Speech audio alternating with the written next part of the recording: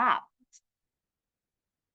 Good morning, everyone, or afternoon. Good afternoon if you are on the East Coast, like I am, freezing cold. I'm located in New York, but I do see that a lot of my colleagues and friends throughout the country in Florida and New Orleans and Tennessee, they're all getting snow and they're all excited, and Georgia. So hopefully you're staying warm today. My name's Angela Montalbano. I am the current president for the Association of Food and Drug Officials, and I have the wonderful opportunity to welcome you to today's boot camp. There are over 700 people that are registered for today's boot camp. I'm hoping that many of you are return visitors from the past 2 weeks. This is the third week of the basic boot camp. So I welcome you back if you are a return visitor. So you'll hear the same spiel I said last week, but I do want you to all recognize that there are many of us on this call today located from across the country. And if you take a peek into the chat, you'll see all of the different counties and states that people are coming from. But I do want you to also recognize that this is a very safe environment. So you should feel very comfortable and confident in anything that you have to share, any questions that you may have, and reach out to some of the panelists. You can use the chat option, which is on the side of the screen, and you can either post to a panelist or you can post to everyone. So just be cognizant of who you're actually trying to reach. And just think about this, that this is an amazing opportunity for you to either see some folks that you already know, or maybe meet some new people that you don't know. This is an absolutely fabulous virtual networking opportunity. I shared the past few times that AFDO has given me an amazing ability to grow my network. And it's not only a colleague professional network, but I really have made some lifelong friends.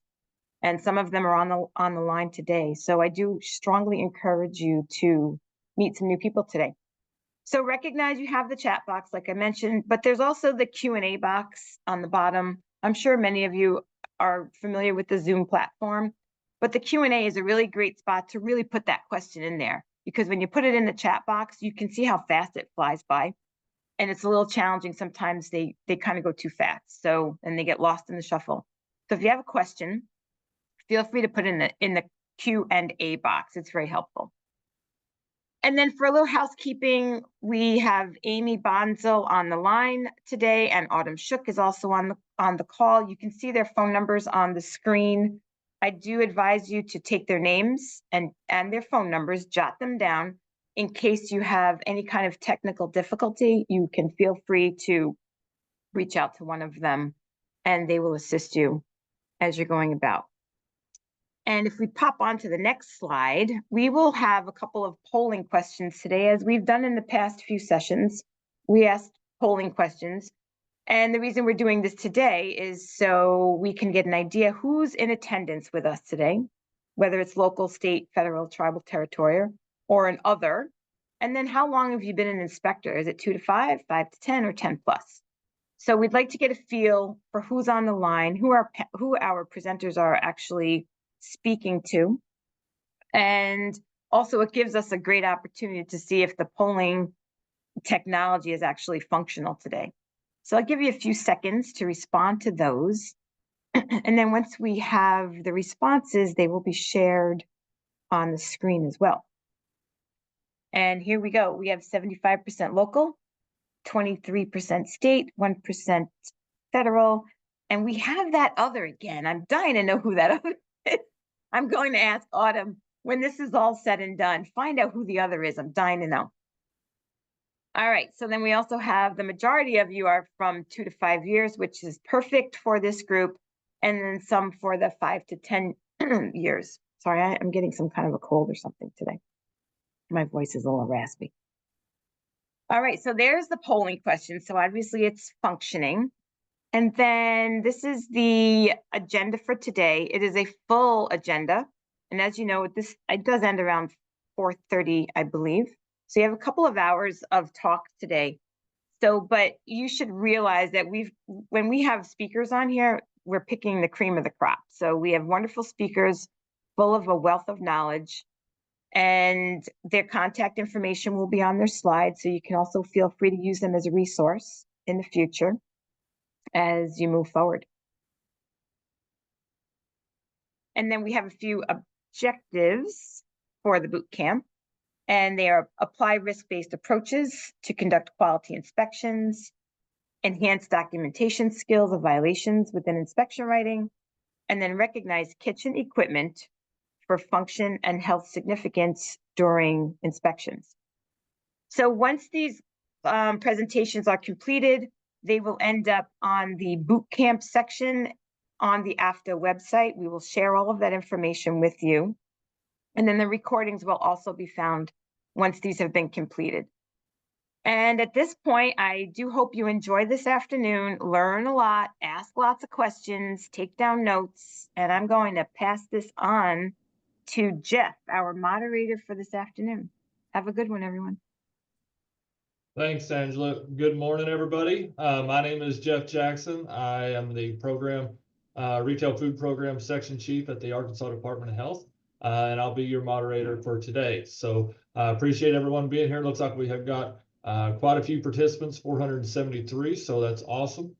Our first speaker today is, should need no introduction. His name is Stephen Mandernock. He is the Executive Director of the Association of Food and Drug Officials.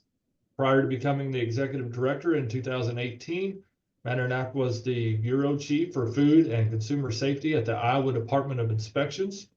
Mandernock is a past president of AFDO and a past president of the Mid-Continental Association of Food and Drug Officials.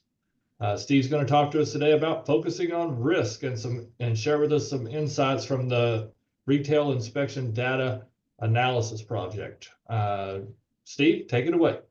Well, thank you, Jeff. It's great to be with all of you this afternoon. And I think it's a perfect day to be on a webinar, given that a huge part of the country is pretty chilly out this afternoon, or this morning, depending on where you're at. Well, let's go ahead and get started and talk a little bit about what we're looking at today. And oh, there we go. Okay, so we're going to be talking a little bit about what makes a risk-based inspection. We're going to be focusing on the factors that are most likely to cause foodborne illness, looking at data to see if we're seeing that systematic identification, evaluation, and control of those food safety hazards, and whether we are doing a preventative versus what might be a more reactive type inspection. So all of the data that we have today really looks to those questions of, are we really achieving what we would hope to achieve in a risk-based inspection? Okay, so using the data, we can see, are we really on target? Are we getting the type inspections that we're hoping to be able to get? Are we evaluating those key areas that really do contribute to whether or not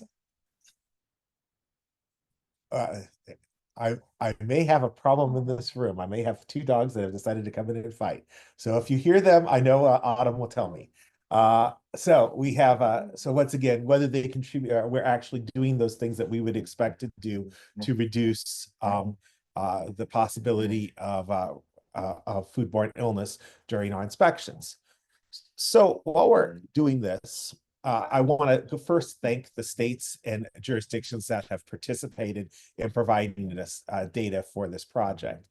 We now have a data set that's 6 years of data, over 257,000 facilities, 852,000 inspections. So a pretty huge amount of data from lots of different jurisdictions, lots of different regulatory authorities, and very broad and consistently mapped as we're looking. Okay, so when we look at this huge data set, we see some common risk factors that are out of compliance. The most common, of course, being food contact surfaces cleaned and sanitized, adequate hand washing sinks, proper cold holding, date marking and disposition, and toxic substances properly identified are the most common violations we see across the data set. We don't see a whole lot of difference between jurisdictions on the marking of those being the most common. It's pretty standard. When you all think about these items, what do they have in common? Anyone have some ideas of what you see when you look at this list of observations and the most common things that are out of compliance. They're definitely preventable. Education. Do these tend to be relatively static items? Are they there, relatively easy to observe, don't require often asking a lot of questions, those sorts of things? When you think about it, these are ones, yeah, I see Maureen agrees that perhaps these are pretty easy to observe, definitely static. So if you think through perhaps the risk-based inspections course, these would be static observations. So they're very easy. The other side of that is, let's think a little bit. Yes, all of them can contribute to foodborne illness, but let's think a little bit about the outbreaks that we've seen, read about, and investigated. I'm gonna suggest that perhaps these aren't getting necessarily to the root of those outbreaks. Food contact surfaces, maybe. Sure, hand washing can contribute, but proper cold holding, maybe, but maybe not the key areas that I would be concerned about, that where I see large scale outbreaks really coming from. So, and yes, they may indeed be behavioral also. But I will say one other thing. Even if you're doing a very quick inspection of 60 minutes or less, all of these are easily observable items. So let's move on, and we're going to talk a little bit about the top risk factors that are not observed. So as you recall, with all of these jurisdictions, use the standardized FDA report with the 4 options, in, out, not observed, or not applicable, for the questions where NA is an option. So as you recall, as you probably can see, a lot of those key areas that were not observed are related to temperature. In fact, almost all of them are related to temperature. The first one not observed the most commonly is receiving temp. There's probably a reason why that happens. Often receiving temp happens at very odd times. Many places receive overnight, and those sorts of, so it can be a very difficult area to observe. In addition, if there's a receiving temp issue, it also tends to affect, or has the potential to affect, quality too. So, to some extent, I think there may be some advantage to that one, in that often the operators have pretty strong interest in maintaining quality. So the receiving temp tends to not be maybe as huge issue. So oftentimes the other piece of that puzzle, though, really is you're just simply not going to go at 3 a.m. or go overnight to wait to see if something's received, unless you have a real reason that you think there's a big problem with receiving temperature. So not going to argue that receiving temperature is not observed most frequently. But then we get into cooling time and temp, proper reheating of hot foods, cooking time and temp, and proper hot holding. So when you think through those illnesses that we see at retail, norovirus would be the most common, which is typically employee health and hand washing related. Then we get to a series of illnesses that are pretty much all related to time and temperature control for safety. So essentially, are we maintaining the temperature control in the manner we need in order to maintain, just prevent or limit the proliferation of organisms? All of these next 4 hit to that item. I think you all also know some of the riskiest activities that occur at the retail level are often relating to things such as cooling and reheating of hot holding, which is the most commonly not observed item. Of course, as you recall, by definition, it's marked not observed if you don't, if the activity is occurring, but you don't see it happening while you're doing that inspection. So I'm going to go ahead and move on to the next slide, but kind of keep thinking about those items and they're not observed. So then the next thing that we looked at in the data, we did a uniform categorization by brands and chains. So this is a smaller data set. We're looking at about 120,000 inspections here. And we looked at what were high and medium risk facilities based on a common structure of a common methodology of determining high and medium risk. When we looked at those, we looked at the duration of inspections across the whole grouping. As you can see, somewhere between 46 minutes to an hour was the most common by far. And then on either side of it kind of become the next most common, with it becoming rare to have inspections that go, much over 90 minutes in length. And it's pretty rare at that point. So not a surprise. I think we would all probably would not be particularly surprised that they're relatively short inspections in the norm. Perhaps a little bit longer on the high risk facilities than on the medium risk, but not significant deviation there. So think a little bit about that. As I move into the next slide, we then look by state at the average number of inspections or the average time of inspections. So when we look at these states, you're going to see we kind of have a grouping of states that are in that 90-minute area. Then we have another grouping that's below an hour and a couple that are somewhere in between. So when we look at this data, I think you're going to see something interesting on the next slide. So when we start looking at this, as you recall, states A, B, C, and D were the states that had the highest, spent the most time in the facilities. So if we look at the temperature violations, states B, C, D, A, and B were the ones that were that had the lowest percentage of not observes for those items. They were also the states that were taking longer. So another one could go down the path of, that is interesting. You also look at the all risk factor violations, and most of those states, four of the five highest for observations of risk factors, were among those states that were that took longer to do an inspection. The other thing I think you can definitely say is those that were shorter inspections, we were far less likely to see those key time and temp observations observed. And the lowest inspection was the lowest for all risk factors and also the lowest for time and temperature observations.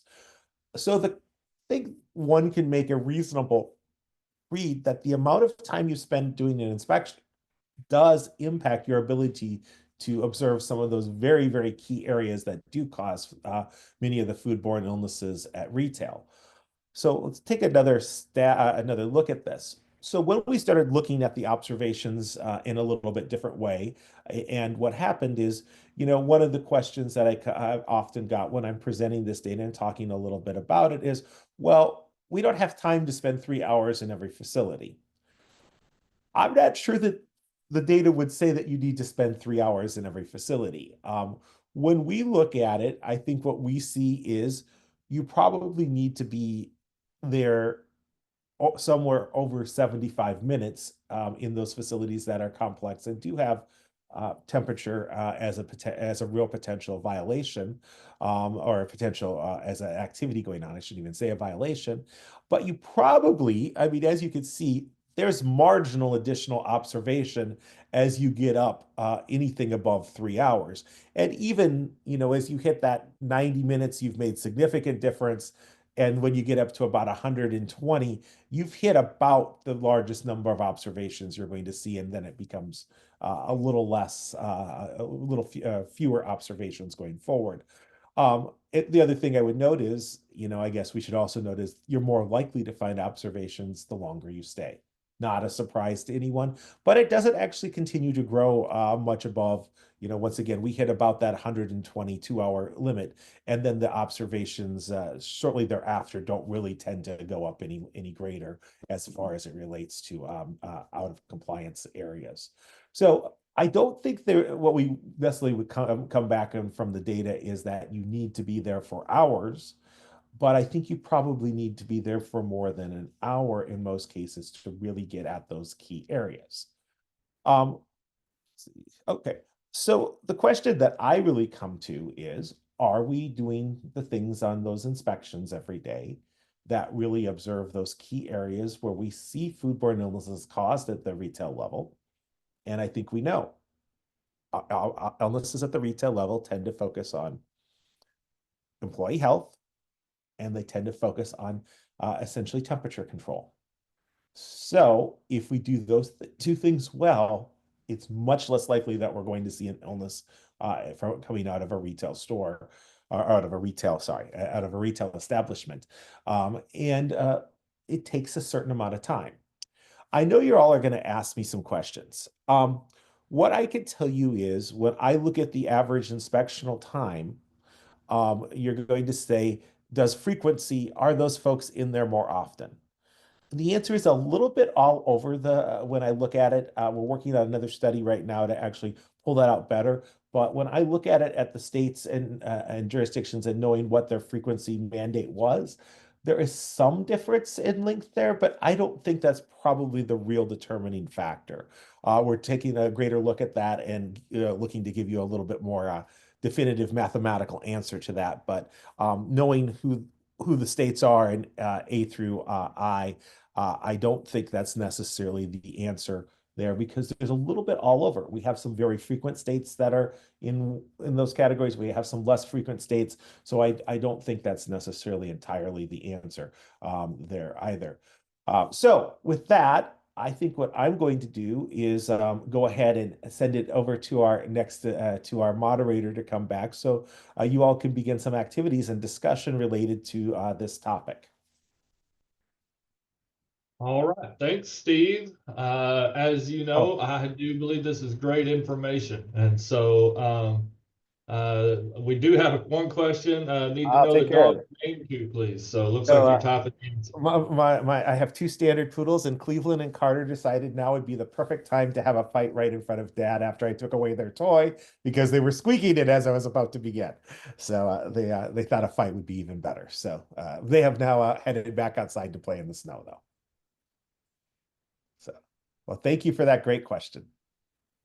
Any other questions for Steve? Yeah. You have the man. This is the man. So if you have the opportunity, if you have a question, now is your opportunity. Well, thank you, Jeff. And also, I do want to acknowledge congratulations to Jeff on a recent promotion. We're very excited that Jeff has just taken over the lead role for retail food safety for the state of Arkansas. So congratulations to you, Jeff. Thank you. And thanks to everyone in chat who's now blowing it up with congratulations. As they should. Well deserved. Well, thank you all. It's great to have an opportunity. Before I leave, I do want to recognize one additional person, Carrie Rigdon, with our staff, has done a ton of the work with this data, knows it better than anyone out there. And Carrie is the one that's constantly crunching numbers. And if you have any additional questions or say, what about, please drop an email to Carrie and I, and we'll happily take a look at the whatabouts. But thank you all. And Steve, we do have time for it. We did have one just pop in. And so it's a good question. How can states or departments participate in future studies? Well, that's a great question. So this particular project was funded, actually started even before, but was largely funded using the Retail Food Safety Collaborative funding. I'm going to be real today. That is one of the programs that has been slated for defunding with the FDA budget cuts. So we don't know yet. We may have some opportunities in the future. We're looking at some other methods of continuing this work because we do think it's important. We can also tell you having the larger data set has been very helpful to us to see trends over time. So I think if you're interested, definitely talk with Carrie and we can have some conversations. But we definitely appreciate interest. And as I said, we're trying to figure out a way to keep this project going longer because we see it has huge potential for us going forward and a real opportunity for us to measure, are we getting to those risk-based inspections, whether it be at a jurisdiction level, a state level, or a national level. And I think, when I look at the data, I think we're seeing those folks that are getting closer to making it. We have some others that are moving along the path trying to get there, but definitely gives you some ideas of measurement of how you could see your success in that pathway and your success even as an individual.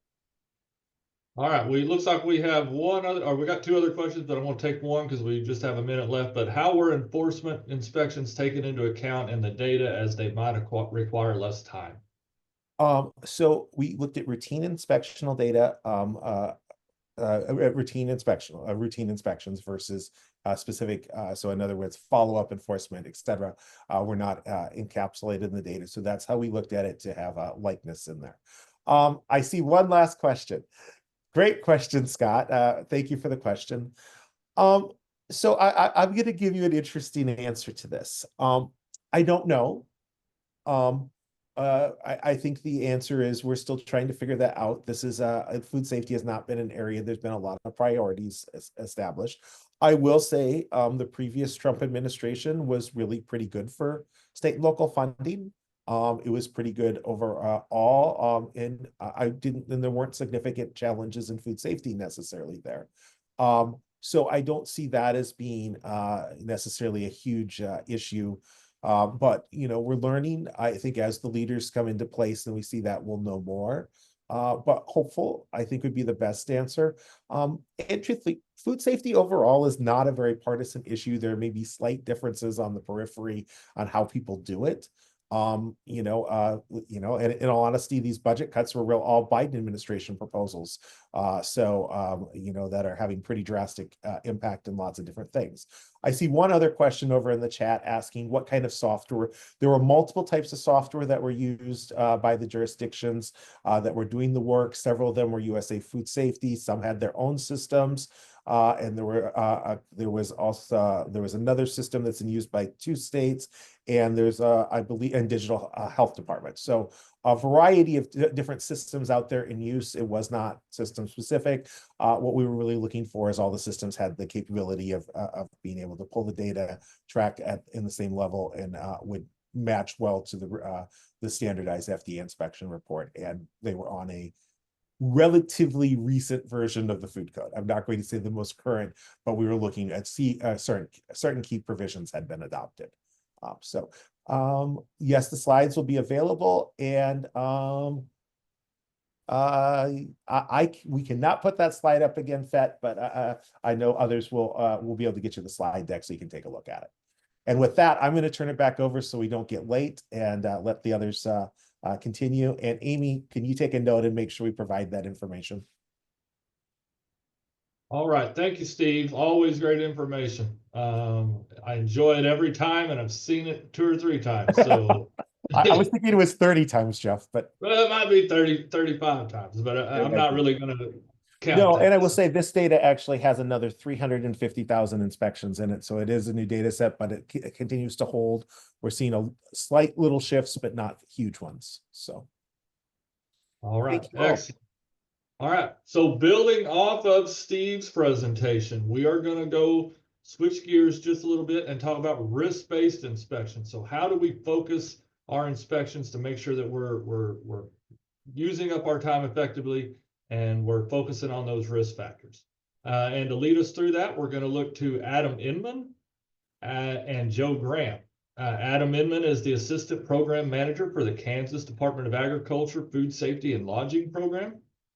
Adam served as a co-chair of the AFDO Retail Food Committee and Package Labeling Ad Hoc Committee. He is a member of multiple Conference for Food Protection committees and is the Secretary-Treasurer for Partners with a Common Purpose. He was honored to be in the 2012-2013 cohort of the International Food Protection Training Institute's Food Protection Fellowship, and Adam received his bachelor's degree from Kansas State University in biology. Joe Graham, Adam's partner today, manages the Washington State Department of Health Food Safety Program. He began his public health career in the U.S. Army, thank you for your service, and graduated from Washington State University. His career in food safety began locally for Washington's Callum County Health Department and has been with the state for 19 years now. He served as a regional vice president and president of the Washington State Environmental Health Association, and currently serves on the executive boards for the Conference for Food Protection and AFDO, who's the sponsor of this training. So both of these gentlemen are excellent speakers, excellent experts in the field of risk-based inspections. So you're in good hands. I will turn it over to y'all. Thank you, Jeff, so much. The key to happiness is managing expectations, and unfortunately, you've done us wrong on that regard. But hopefully, we'll get close to that bar that you've set. Again, my name is Adam Inman. I'm the Assistant Program Manager for Food Safety and Lodging at the Kansas Department of Agriculture. Started way back in the day as an inspector out in the field. And along with my colleague Joe, we are going to talk about risk-based inspections. And as you saw in the data, what's happening nationally, now we're going to try to translate that into its components and look at what that looks like on a day-to-day basis.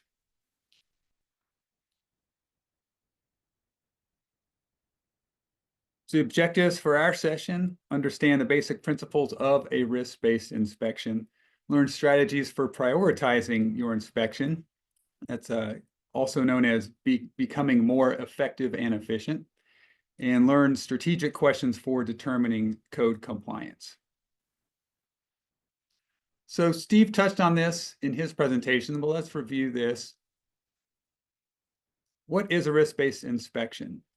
So we're talking about those routine inspections that should be risk-based. It means conducting risk-based inspection requires you as inspectors to focus your efforts on the foodborne illness risk factors, which may cause foodborne illness in consumers if left uncontrolled.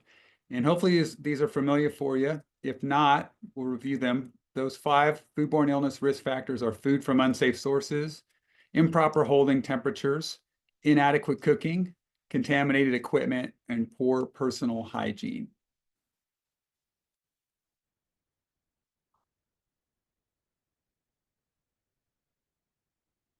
So how do we use those risk factors to help focus the inspection? We're going to talk about several tools and techniques today. Let's start with looking at active managerial control. Most of your time spent during a routine risk-based inspection should be spent on assessment of compliance with those code provisions that are related to foodborne illness risk factors. We should also spend a lot of time assessing the active managerial control that the operator has over those risk factors. An active managerial control, we're going to use the definition today, means the purposeful incorporation of specific actions or procedures by industry management into the operation of their business to attain control over those foodborne illness risk factors. It embodies a preventive rather than reactive approach to food safety through a system of continuous monitoring and verification. And you probably heard the term food safety culture as well, and that's all rolled together to work towards our end goal of conquering foodborne illnesses. So let's look at a practical 5-step approach to focusing your inspection on risk factors. First step, review the previous inspection report, related documents, and complaints on file. Review the menu or food list. Conduct a quick walkthrough. Ask questions, key to communication, good questions, big part of it. Two-way street there. And then choose your starting point once you're actually ready to kick off that inspection based on those first 4 steps. Now, in order to set that bar to start with, let's look at step 5 first. This step plays a role in steps 1 through 4 as well. An important element to consider when focusing your inspection is the relative risk of the activity. We'll talk more about the good retail practices on the next slide, but remember that a risk factor item is a higher relative risk of causing foodborne illness than a good retail practice item. In other words, good retail practices may cause foodborne illness, but they rarely do. You can use the marking instructions in Annex 7 of the Model Food Code, the FDA Food Code, to see how any particular food code requirement is categorized. Items under questions 1 through 29 of the Model Inspection Form are risk factors. Items under questions 30 through 56 are good retail practices. So that relative risk, a good guide towards that is looking at what question on that model inspection report they fall under. The good retail practices, also known as GRPs, you do assess those, of course, during your risk-based inspection. Some of the examples of the good retail practices would be facility equipment and maintenance, storage, general cleanliness of the premises, water, plumbing, storage of dry goods, and certain employee practices like hair restraints. But consider that good retail practices present less of a public health risk than risk factor items. And good retail practices also tend to be static, whereas oftentimes risk factors are more dynamic. Again, as we've alluded to, another key concept for helping you focus your inspection is the level of dynamicity. Is the practice dynamic or static? In other words, is your opportunity to assess the item going to be short, or will it still be there if you check on something else first? You can come back to it and pick it up later. So dynamic or static. We'll catch up on that slide. Sorry about that. Dynamic, again, constant change or activity or progress. Examples: cooling, reheating, cooking, receiving, preparation, bare hand contact with ready-to-eat foods. Static things are going to be pretty still. Cold holding, temperature's not going to change very quickly. Hot holding, similarly. Food storage, employee health policies, good retail practices, generally speaking. Highly dynamic areas often require more in-depth and longer observation times.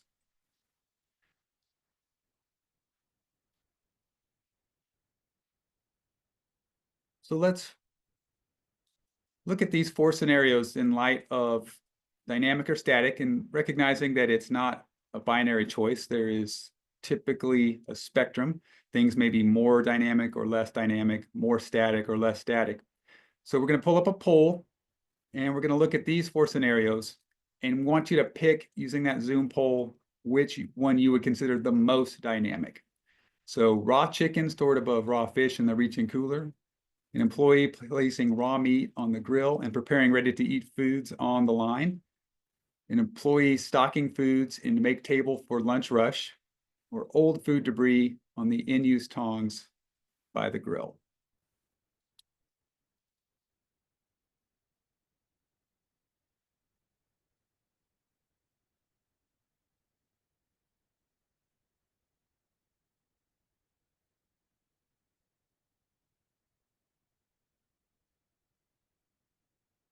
All right, a really, really strong majority, over 80% said an employee placing raw meat on the grill and preparing ready-to-eat foods on the line would be the most dynamic, and I would agree with that assessment. The others have a level of dynamicity, but they're probably going to be there longer than that scenario B. Looks like everyone has that concept well in hand.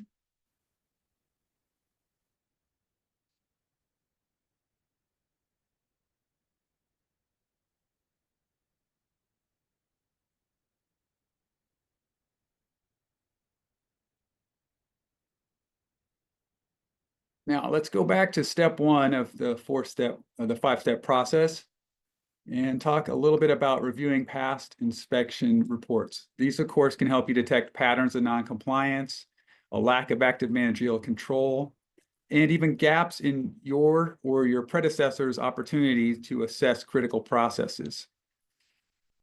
So if you're finding gaps in activities that have been assessed, those not observed, typically, that Steve mentioned in the data, should try to inspect at a different time than you previously inspected, when you might be able to observe that activity. For example, if proper cooking time and temperatures is always marked not observed, see if you can set your inspection time for a time when you know cooking will be occurring. Keep the relative risk and dynamic static concept in mind during the inspection history review as well. That can help you time that inspection to get to maximize your observations in the facility. Early in the inspection, you can follow up on those patterns of noncompliance or lack of active managerial control that you identified during your file review, which, by the way, is also required under the Voluntary National Retail Food Regulatory Program standards. Can also look at progress of implementing intervention strategies from the previous inspection. Maybe they've improved. You can celebrate those small wins or even big wins.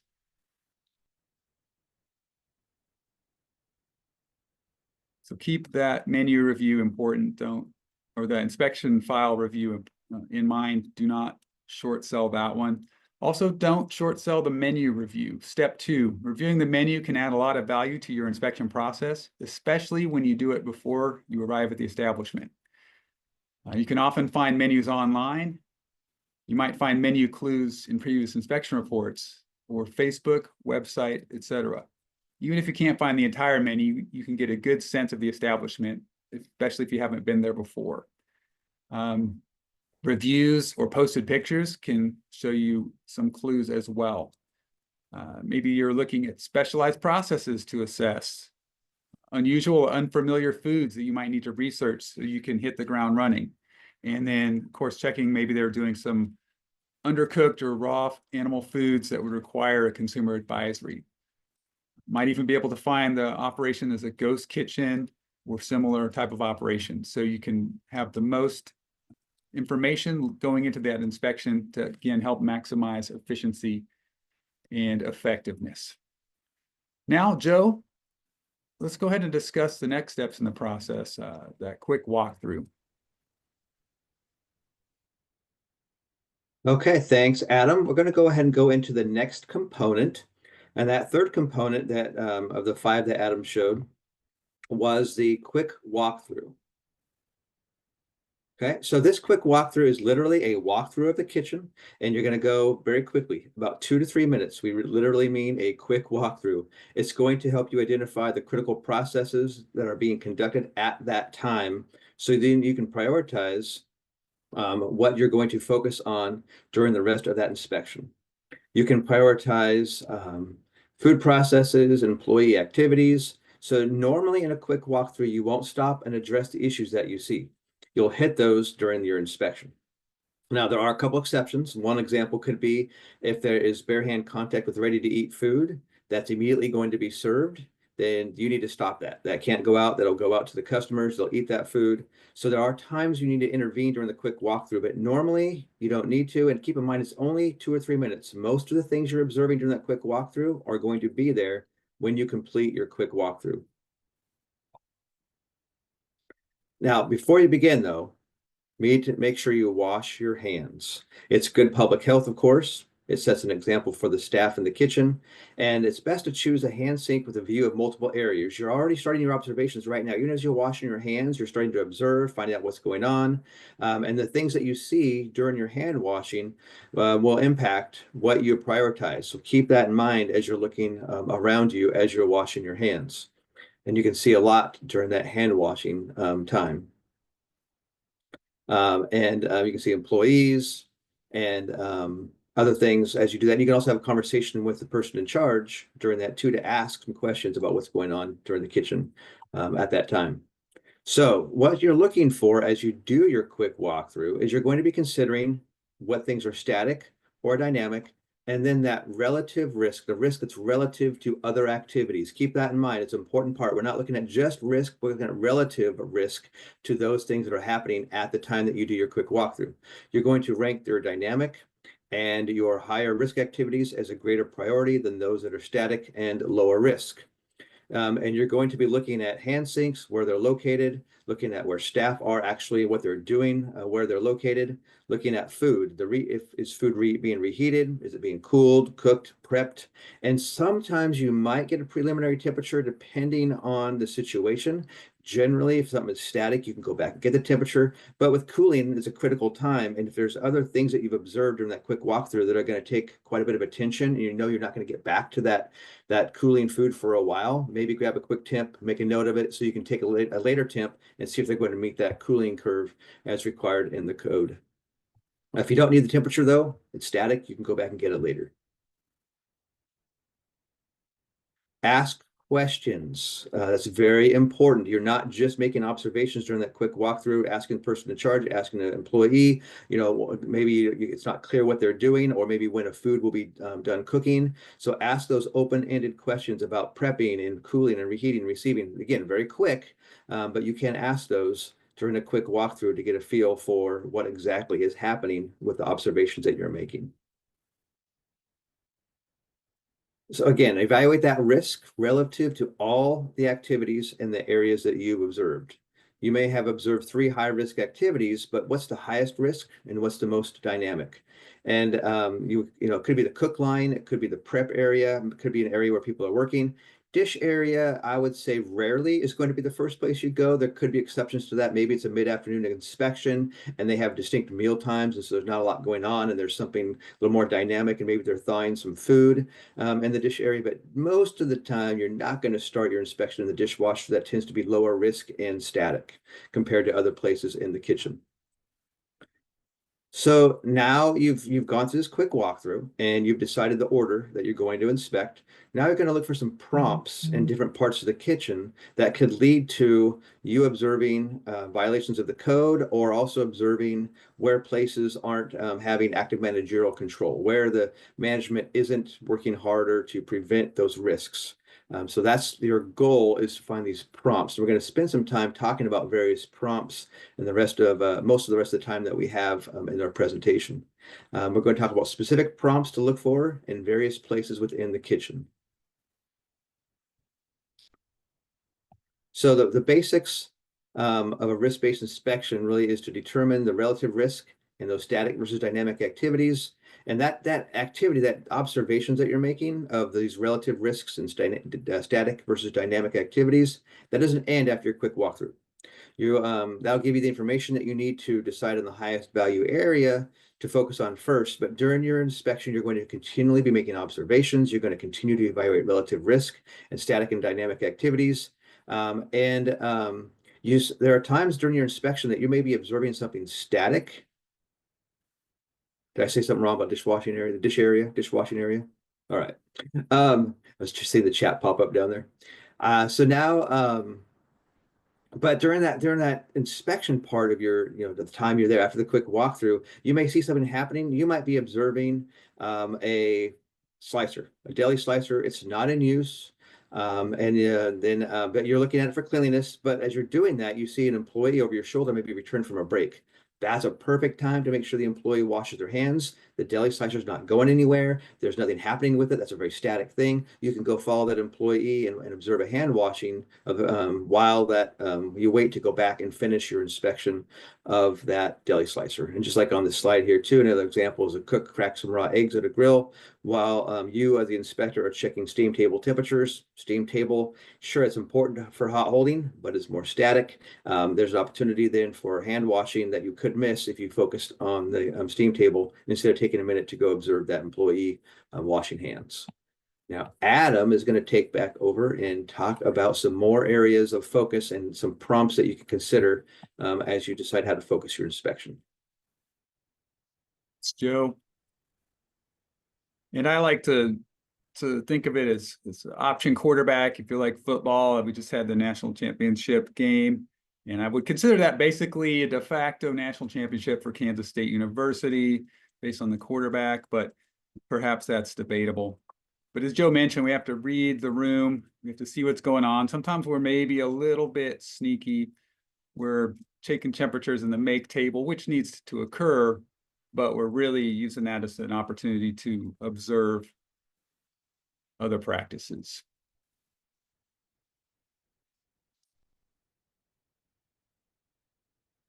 So let's take a look at applying this concept now that we've set our priorities. And let's just say that in the determination that we made through those 5 steps, that the kitchen or cook line was our initial focus.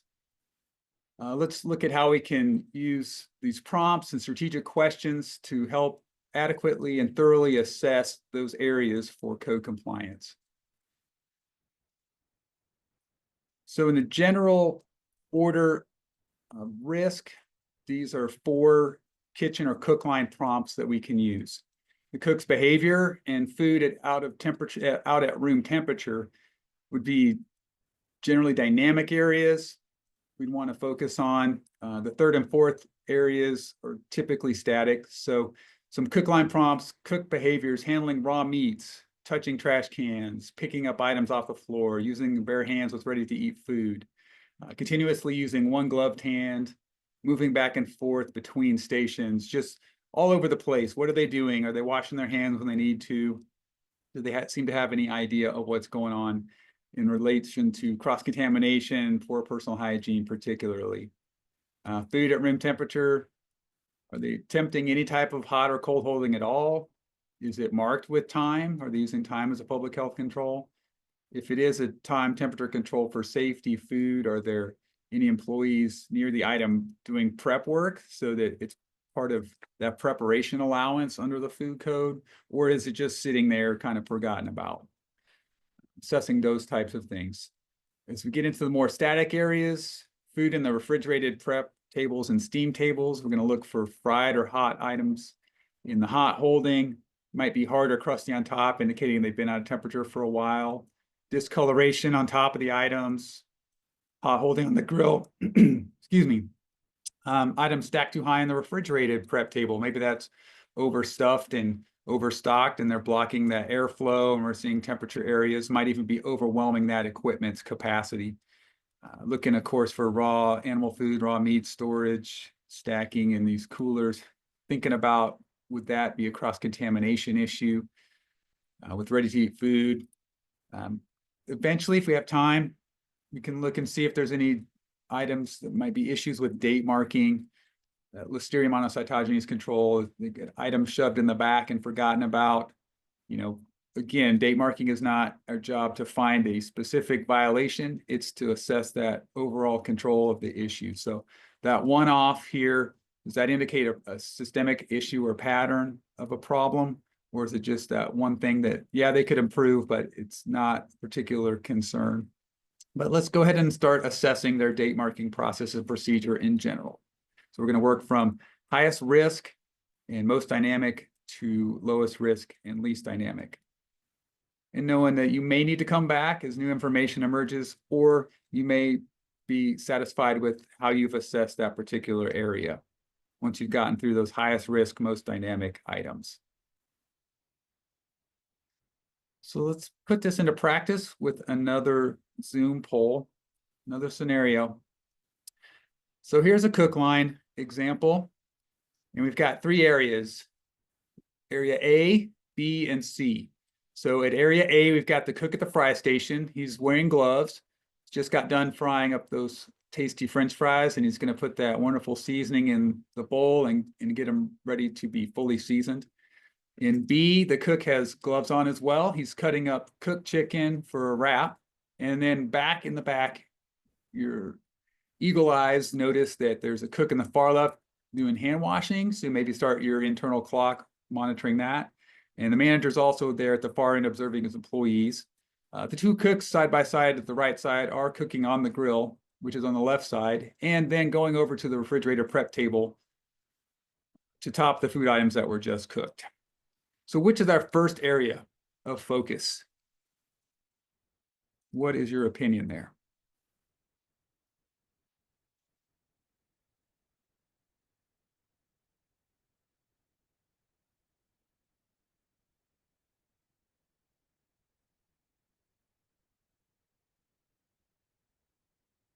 And in these moments while we wait for poll results, it's a good opportunity to take a deep breath as well.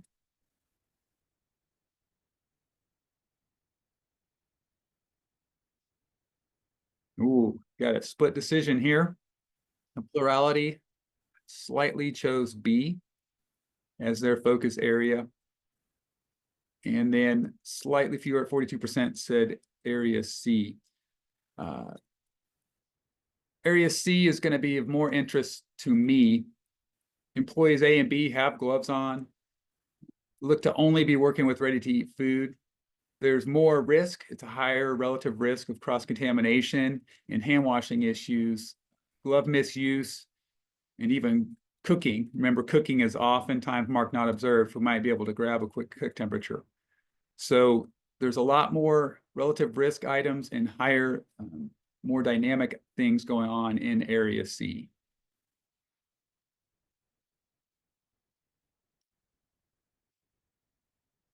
So as we work through this process, some things you can integrate questions to your observations as well. You can take temperatures. You guys are good at multitasking these days. And, so you can ask some hand washing questions while you're doing your activities. Not necessarily an interrogation. We're trying to incorporate this in as conversational style as possible, but some questions. How do you assess training procedures as well as observing what they're actually doing? And yeah, that it's a courtesy of Red Robin photograph. So you guys are on it, you know, your establishments and the layout there. So how do you make sure your employees know when and how to wash their hands? And then you can follow that question up. Do you have a written training program? Where do your employees wash their hands? You know, you may have just observe that and you don't have to ask that question. But if you aren't able to see any opportunities for hand washing, you might just go in the hand washing sink is maybe not in the line of sight, you might ask that question. How do you make sure that you're washing hands as needed?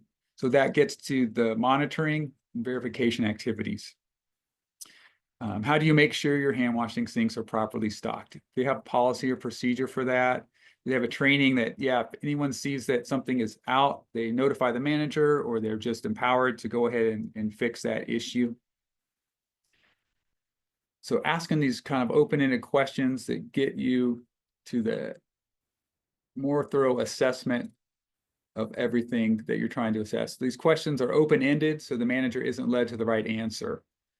And then, of course, you're going to read that option and go down the line and ask follow-up questions as needed to help you completely characterize that operation.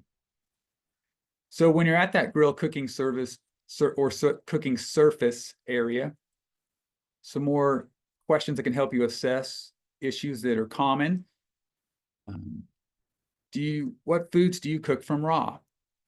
Do you offer animal foods undercooked or raw? Maybe get an example there of a rare hamburger. That's a common example. Eggs over easy. How do you know when the product is done? What temperatures do you cook raw animal foods to?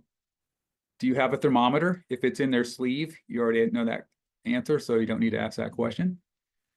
A key question, how do you know your thermometers are accurate? So oftentimes it's easy to say, how often do you calibrate your thermometer? That kind of is a leading question. So getting to that general question, how do you know your thermometers are accurate? We'll uncover that same information in a way that can elicit some more answers that they might not give you if they just answer that leading question. Oh, we calibrate weekly versus how do you know it's accurate? Oh, they can either tell you about their process and procedure, or you'll find out that they don't really know.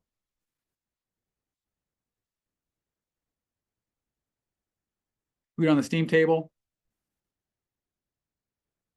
Tell me about these items. Were they cooked or reheated? And if based on that, when did you cook or reheat these items? When did you place them in the steam table? That helps you uncover if they're reheating in the steam table or if they have another process. Are they ready to serve? Maybe the steam table is capable of reheating that product and they're just not ready to serve it yet. Do you keep any of them at the end of the day? So you can put a pin in that to understand their cooling processes. Again, if you haven't gotten that information already, you can ask, how do you reheat foods? What temperature do you hold these foods at? That's important, as opposed to, do you hold these at 135 or higher? Giving them the answer. Do you check temperatures? Maybe they have a process or procedure for that. So the phrasing of the question can be very important. General holding temperature questions. How do you know the foods are at the right temperature? Sometimes this question can be repetitive, but maybe you're asking a different employee for confirmation. Again, what temperature do you hold the foods at when they're hot? What temperature do you cold hold foods at? What do you do if you find foods out of temperature? Again, uncovering their policies and procedures, their education level, their awareness of these temperatures, and how to respond to problems. If they do check temperatures, ask, do they record those temperatures?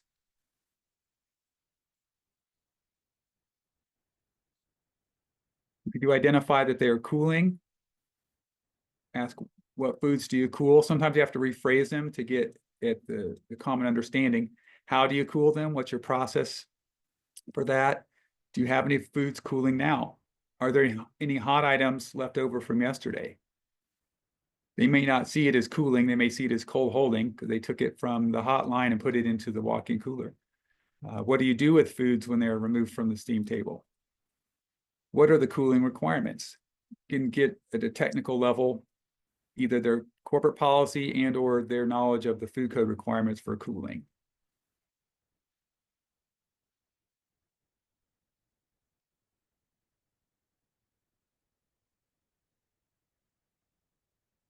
And as time allows and other after other more dynamic or higher relative risk items have been addressed, you can use questions like these to begin assessing the cleaning and sanitizing of food contact surfaces and utensils. When did you last use these utensils? That gets to frequency. How often do you wash your in-use utensils and equipment? Again, frequency. How do your employees know when things need to be washed? What's their training about cleaning and sanitizing?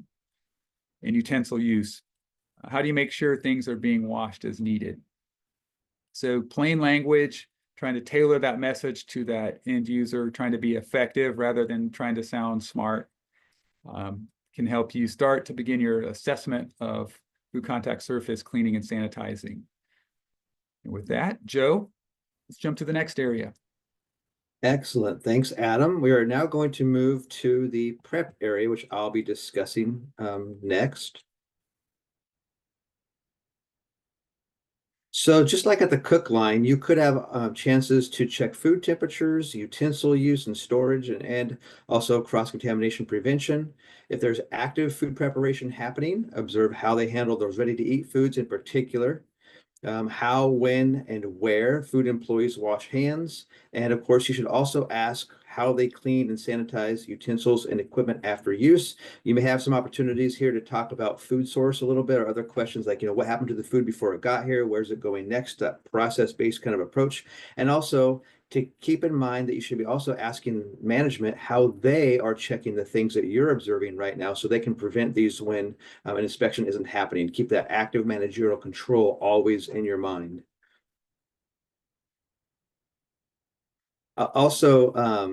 You could ask, what sink do you use for food prep for for example, washing fruits and vegetables? How and where do you thaw foods? If you actually observe thawing, you can observe using running water over that food. Maybe if they're thawing out raw foods, is that splashing into clean dishes or other clean equipment or utensils or food in the adjacent sink? You can ask how and when sinks are cleaned and sanitized, and observe those processes like dishwashing, and making sure that dishwashing and thawing are separated in time if they don't have distinct food preparation sinks. And also use the barriers to prevent cross-contamination if those practices are happening adjacently. So lots going on in the prep area as well. And also then the next thing we're going to talk about is the walk-in cooler or freezer. Now, there's not a lot of dynamic activity typically happening in a cooler. So cross-contamination, however, of course, is very important. Whether that's static or dynamic, it depends on what else is happening in the facility. If they are setting up a salad bar and there is open raw meat above chopped up lettuce ready to go on the salad bar, that would be more dynamic than static because they're actually getting ready to serve that food. So knowing what's happening in the kitchen and applying that when you go into maybe a more static area like a walk-in kitchen is important. Of course, you're also going to get temperatures here. Also you can figure out maybe too what meat is cooked from raw. That can help you in other areas of the kitchen as well. And then again, sometimes most of the times it's static. Sometimes it's dynamic depending on what's happening. Now, an important high risk thing that could be happening in a process that's happening in the walk-in is cooling. And it tends to be more static though, because the temperature is decreasing slowly, but getting those temperatures at the beginning of your inspection, at the end of your inspection are very important. So making sure you're getting those temps of foods that are actively cooling, and especially important to get temperatures of food, TCS food that was cooled the previous day. We often can find food that's in really big containers like the spinach artichoke dip right here could take a very long time to cool, much more than the code allowed cooling curve. And so you should be looking at is TCS food cooled in large containers or tubs? So see what they're using to cool it down. Is it plastic containers? Are the containers covered or stacked during cooling? Like you see these refried beans on the right. Those are refried beans. And were they cooled that way, or were they just cooled in single layers somewhere else and then stacked later? Those are kind of questions to ask. So that picture on the right of those refried beans, those were cooling for the past hour or so during this inspection. So those are actively cooling. And the picture on the left is spinach artichoke dip that was made the day before at 6 p.m. And the temperature during this inspection next day, about 10:30 a.m. was 53 degrees. Obviously, those both need addressed before they are served or before you continue to move on to somewhere else. That's going to take some active correction during your inspection. Date marking, that also, of course, needs to be checked. We can't ignore date marking. Listeria monocytogenes is a very it can cause a very serious infection in individuals, and we know how serious that can be.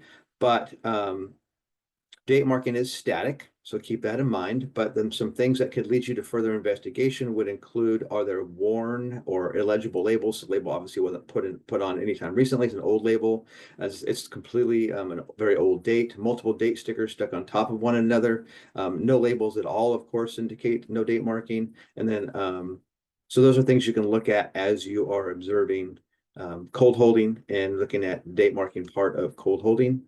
And these are some questions here on the slide that you can ask. And also anything that's on the slides, I would say that's not open-ended, I would convert to an open-ended question. So kind of keep that in mind as you see some of these questions that we're going to be showing you. We've been talking quite a bit, so let's do a quick check-in on a poll.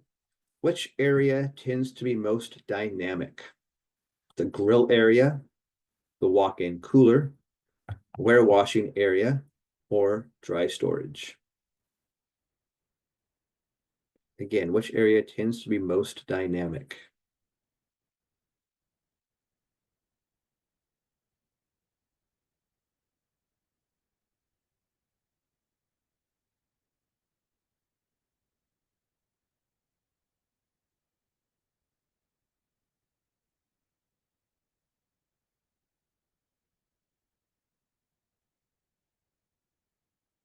Excellent. Thank you very much for answering that the way we would answer it, which is 82% grill area. A lot more dynamic things going on. We talked about the static nature of some of the foods in the walk-in cooler, depending on exactly what else is happening in the kitchen. That warewashing area doesn't tend to have a lot of things change. And then the dry storage, no one picked dry storage, which is awesome. And we're going to talk about dry storage in the next few minutes. Adam's now going to move into the warewashing area, talk about a couple other areas, and then I'll conclude with a few more, and we'll wrap it up. Yeah, Joe, things are about to get steamy as we move into the warewashing area. But yeah, I appreciate everyone reading our minds and answering that question. It's we think is the appropriate answer.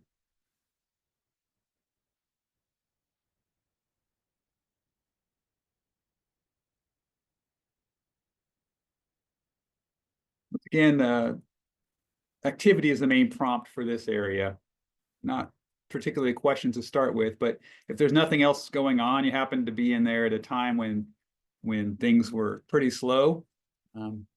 There's one employee doing dishes, and this might be the most dynamic area in the establishment at that point in time. And then you would start there and see what else comes available.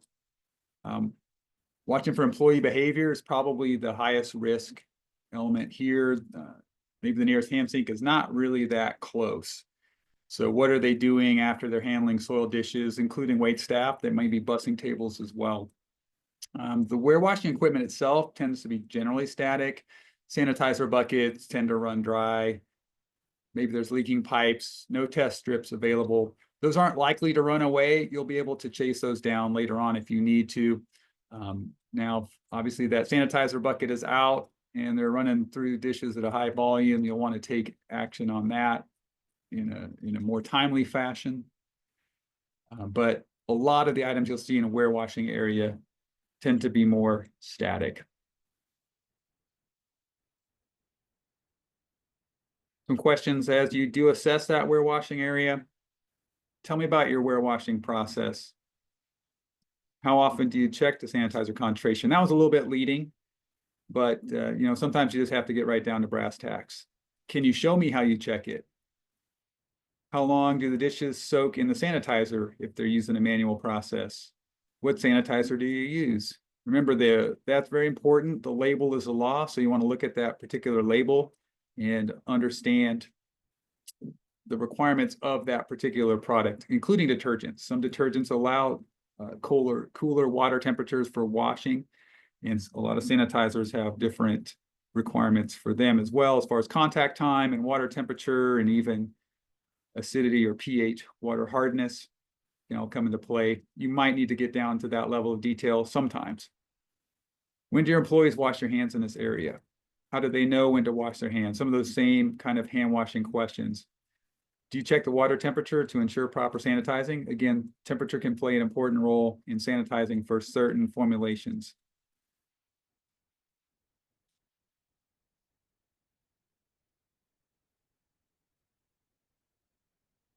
Now let's move over to the bar and expo service area. You notice we didn't spend all that much time on warewashing. Depending on what you're observing, you may need to spend more time there, but this gives us a sense of the relative time that you might spend in that area.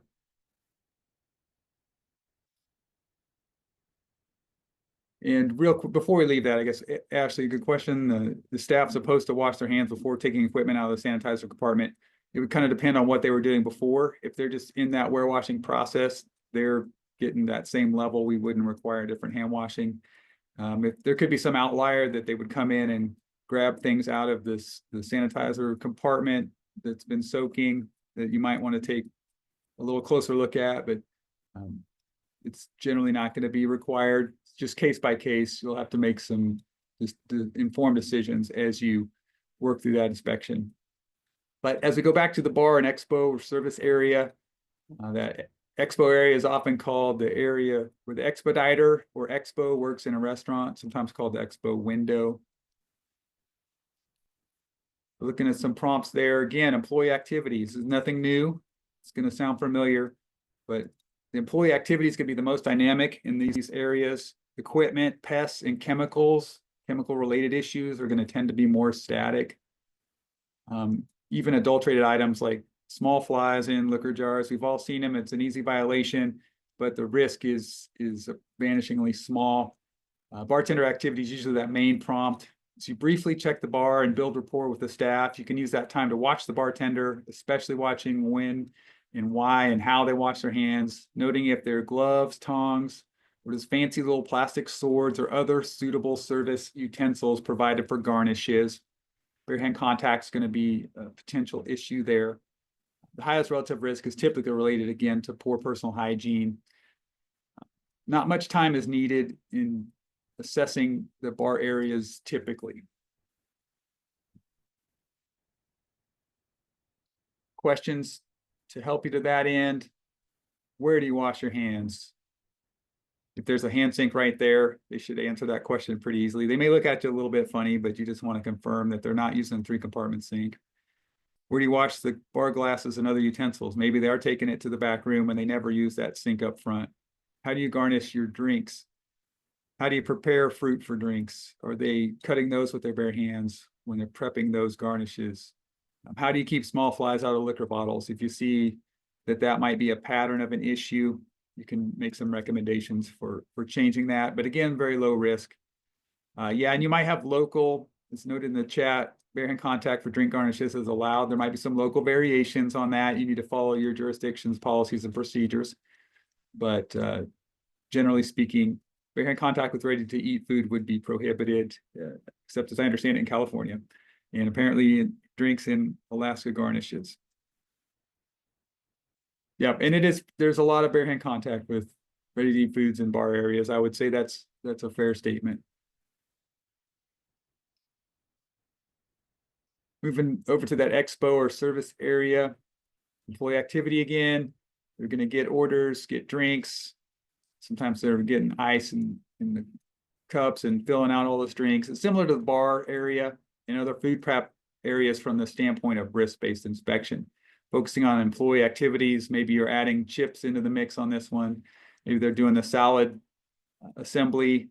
They're getting breadsticks. You might occasionally find cooling or cross-contamination or hot or cold holding, maybe even a soup crock there.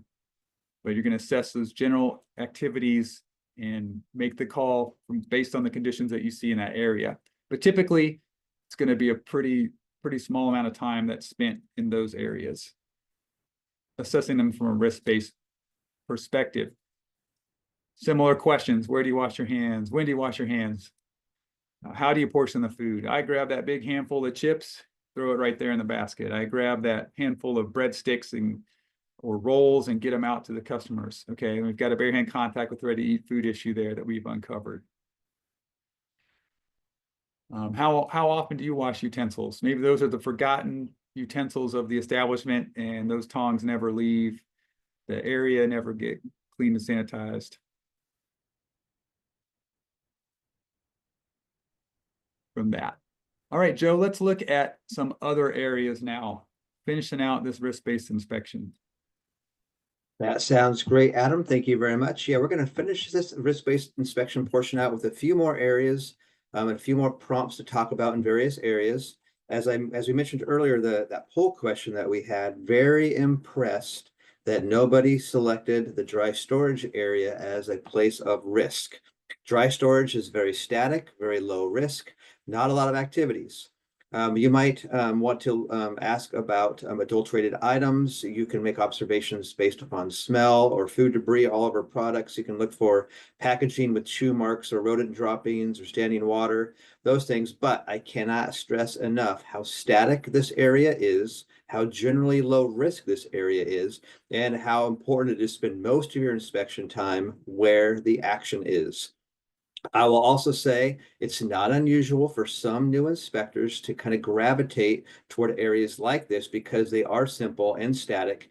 And it's hard sometimes to be in an area with a whole bunch of activity when you're new because you're not sure what's going on. You might lack confidence, but throw yourself out there, get out where the action is, spend minimal time in the dry storage area. But it sounds like, based upon that poll question, you all have a very good idea of that. But there are some things to check. We're not saying for sure don't look in the dry storage area. We're saying minimize the amount of time you have because the relative risk is low compared to the grill area, compared to hand washing sinks, compared to other prep areas, those types of areas in the kitchen. So there's also some general questions that you can ask regardless of exactly the makeup of the kitchen. And those include what type of food safety training do you provide to your staff? Is any employee which employees, I would say, which employees are certified food protection managers? Describe your pest control. Tell me about your pest control. Those are all really good questions. And again, keep in mind all the things that Adam and I talked about, you always want to have active managerial control in the front of your mind. You're observing these things, you're asking the questions, you can turn to the manager and say, how do you ensure that this is done? How do you ensure that the food is cooled properly? How do you ensure the food is cooked properly? Ask those questions during your inspections too as you go through. Another important conversation is about employee illness. How do you require your employees to report if they have symptoms or illnesses? What are the symptoms or illnesses that you would require a person to go home or not come into work?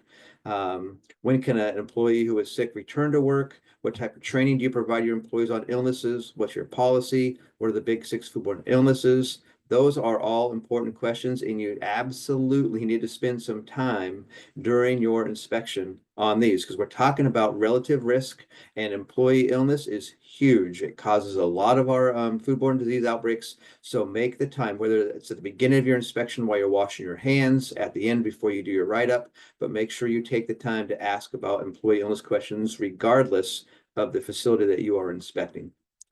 Okay, we're coming up on our final poll. Where should you usually start your inspection? This is a pretty, this is one with some low-hanging fruit on it, I would say. Hopefully we get close to 100% here. So where should you usually start? The grill prep, the bar area, the walk-in cooler, the warewashing area, or wherever you determine based on your quick walkthrough.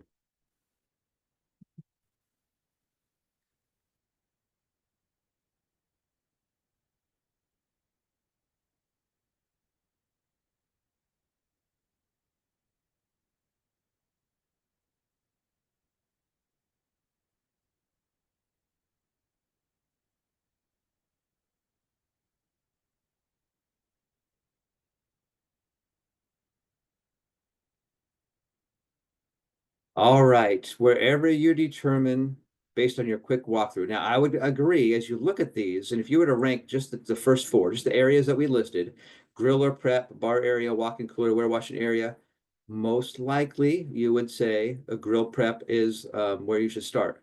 I'm going to say, though, the ultimate answer is based on your quick walkthrough. Remember, this is relative risk. Maybe the grill prep area isn't being used and they are actively putting food into the walk-in cooler after taking them off the steam table. So there's times when some of these areas here might be a higher risk or a place you want to start, there's more activity going on, it's more dynamic based upon based upon when you are doing your actual inspection. An inspection at 2 p.m. can be a lot different than one at 5 p.m., for example. So keep those in mind, but ultimately you're going to try that quick walkthrough and use that to prioritize your inspection. Now, we recognize that that is a paradigm shift for many of you. Some of you have never done this before, so it's a new thing. We get that. But we really encourage you to try it. If you try this quick walkthrough, you're going to find that you're going to be able to really focus your inspection on the things that are the highest risk, which is our goal, to spend most of our time during inspection on those areas, on those processes of higher risk while we are assessing the activities of the kitchen and also while we're assessing the active managerial control of those risk factors. So Adam and I talked about those components of a risk-based inspection to review past inspection reports, review the menu, conduct a quick walkthrough, ask questions, and then use those to determine where you'll start your inspection. We discussed how to prioritize your inspection, focusing on dynamic activities and the relative risk of the activities going on based upon those foodborne illness risk factors. And we also shared some strategic open-ended questions that you can use to determine code compliance. So just keep in mind that this is a brief overview, okay? Very brief overview of how to prioritize your inspections, those prompts that you can use to evaluate compliance, to also evaluate active managerial control. These concepts are covered in much more detail in the FDA course, which is called FD 218, Risk-Based Inspection Methods in Retail, which we highly recommend. If you have not taken that course, definitely recommend you take that course. And also, if you read Annex 5 of the FDA Food Code, now that you've taken this Inspector Bootcamp, you've listened to our discussion about risk-based inspections. If you read Annex 5, you're going to see a lot of familiar material in there. This class I talked about, risk-based inspection methods at retail, and what we just talked about are based upon the principles in Annex 5 of the FDA Food Code. Yeah, I see Jeff is pop. Go ahead, Adam. You'll say a couple words. Yeah, well, Jeff's queuing up the questions. I see some that we'll probably get to answer live today, but just important to keep it back up at the top level and our end goal of preventing foodborne illnesses, helping facilities be in compliance. The job is not to cite violations. Citations can be an effective tool from time to time, but we're only in those establishments a few hours at most each year, and they're operating many, many, many more hours when we're not there. So the more we can do to assess their overall active managerial control, particularly focus on risk factors, the better we're going to be able to achieve that goal. Paint that complete picture. We start with a snapshot while we're in there, but the whole time we're trying to paint as complete a picture of that operation as we can. Absolutely. So yeah, it's important to ask those questions about process, making sure that as you're making one single observation, you're thinking about where did the food come from, what happened to it before, and also what's going to happen next. So Jeff, I'm guessing there were a lot of questions. I'm very curious to see which ones you picked out in the couple minutes that we have left. Well, we actually don't have any time left, so we are at our time. So, but we will do our best to try to get those questions answered by y'all. If y'all have time to stick around, y'all can answer those questions afterwards. If not, I believe we will be answering the questions as part of the package that's sent out with the slides and stuff later. So thank y'all for your presentation. It was spot on, like I knew it would be. We are now at a break time, so we will be breaking for 10 minutes. While we're at break, there will be a video that's playing. I encourage you, if you've enjoyed the presentation so far, AFDO offers a lot of other training opportunities, and so there will be a video playing showing you some of those. So if you're interested, stick around just a second, watch the video, and get some ideas on other training that you can have. All right, we will go to break. Be back at 3 minutes after the hour.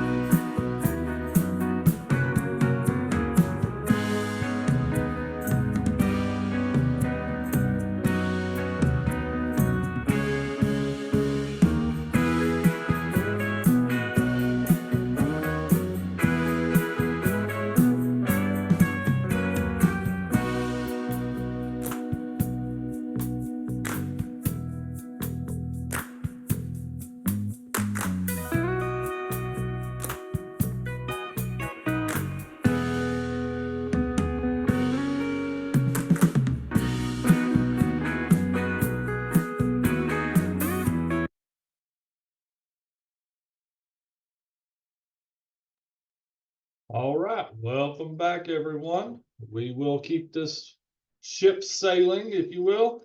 Up next, we have we're gonna kind of keep the inspection theme going. We're going with an equipment tour and what an inspector needs to know. Leading us through that is Autumn Shook. Y'all have probably seen Autumn's name around. She's been very involved in the boot camp for the last few years, and so I personally am very grateful for her assistance in putting all this together. It's a really a great course, and I hope you're enjoying it. So a little bit about Autumn. Autumn joined the AFDO team as an assistant program director to help teach various retail and manufactured food courses, including serving as the lead for this inspector boot camp training. Shuka served as inspection manager for the Kansas Department of Agriculture's food safety program from 2016 to 2022, where she served as a resource to field staff and supervisors throughout the state, supporting the retail food program. She has also been an inspector, field supervisor, contract supervisor, and beyond as a third-party auditor. She earned her bachelor's degree in hotel and restaurant management for Kansas State University. We got a lot of Kansas folks on the call today. So, Autumn, the floor is yours. Awesome. Can you hear me? Yes, ma'am. Okay, because I crashed, I went and bragged that I hadn't crashed and that I had totally fixed my problem, and that I did. So whatever, I guess it makes me a little bit of a liar, liar today. All right, so hopefully you can see my screen in the proper way as well, Jeff. Can you confirm? Awesome, with a head nod. Yes, okay, thank you. Good afternoon, good morning to everyone that's here. Last I saw was 577 people, so that's pretty exciting. I'm glad you're here. I'm going to build off of what Joe and Adam did. So I want you to know, well, that I've been in a kitchen a time or two. So that's important, right? So hopefully you'll be able to learn a lot, excuse me, in the next hour. And that we're going to tackle equipment that you're going to find in a kitchen. I know that it's a big job, so hold on to your hat.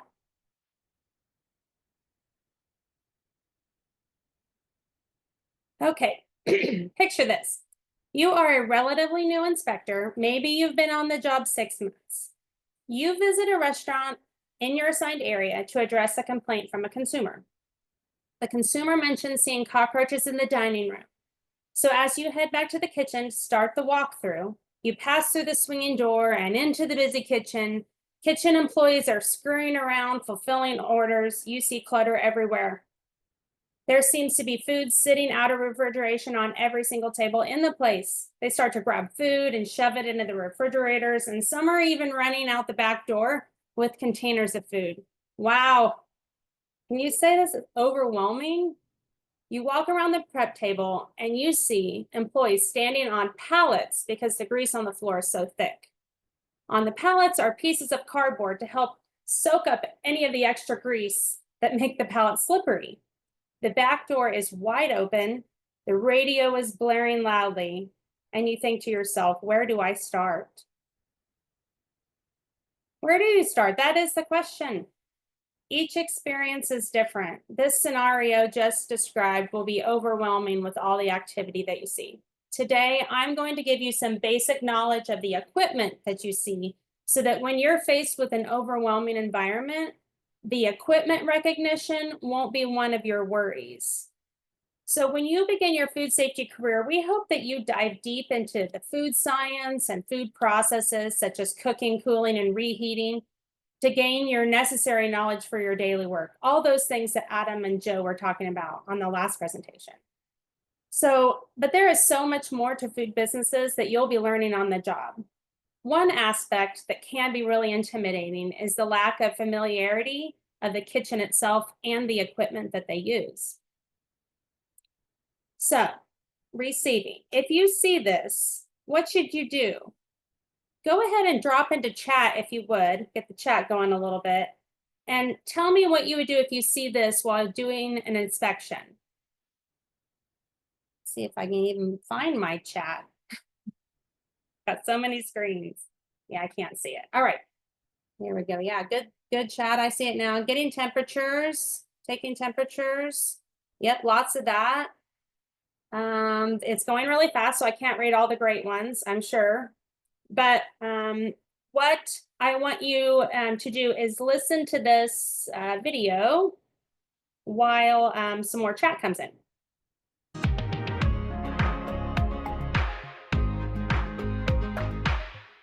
Let's talk about receiving. It's not every day that you get to inspect or look at a delivery truck, but if you have the opportunity to look inside, it's a good observation to make. In this truck, there's separation of chemicals with the other dry goods, which is important. There's a lot of mixed trucks that mix things together dependent upon the order, but this is a great thing to notice. In a refrigerated truck, you would want to see whether or not they're holding foods at the right temperatures, and if you see something bad, say something. Obviously, the operator or the person in charge can take action as to their product, but you might have to call your agency and have someone else get involved if this delivery truck is going to other places. But overall, the receiving of food is impacting food safety. Do they come in and drop the food outside of a cooler and then it sits there?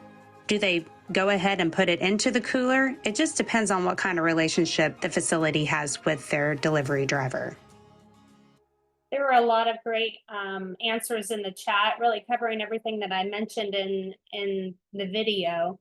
So what kind of equipment do we need when observing receiving? A lot of you said taking temperatures. So that's right, the answer is a thermometer. Infrared thermometers, it's pictured here in the top right. They're great to use for spot checking temperatures of the food. Remember that it can't be used in documenting actual violations on your inspection form. You'll need to get an internal food temperature for that. Some of my personal thermometers are pictured here on the right. Never get inside a delivery truck to inspect the product. You do not want to be in the trailer or in the cab to get a temperature readout either. The inspector should always remain outside of the vehicle and inspect through observation. We don't need anyone getting hurt. They will be bringing product off the trucks, and you can capture those temperatures then. So after receiving, the next process to evaluate would be cooking and reheating. Let's dive into some equipment associated with these processes.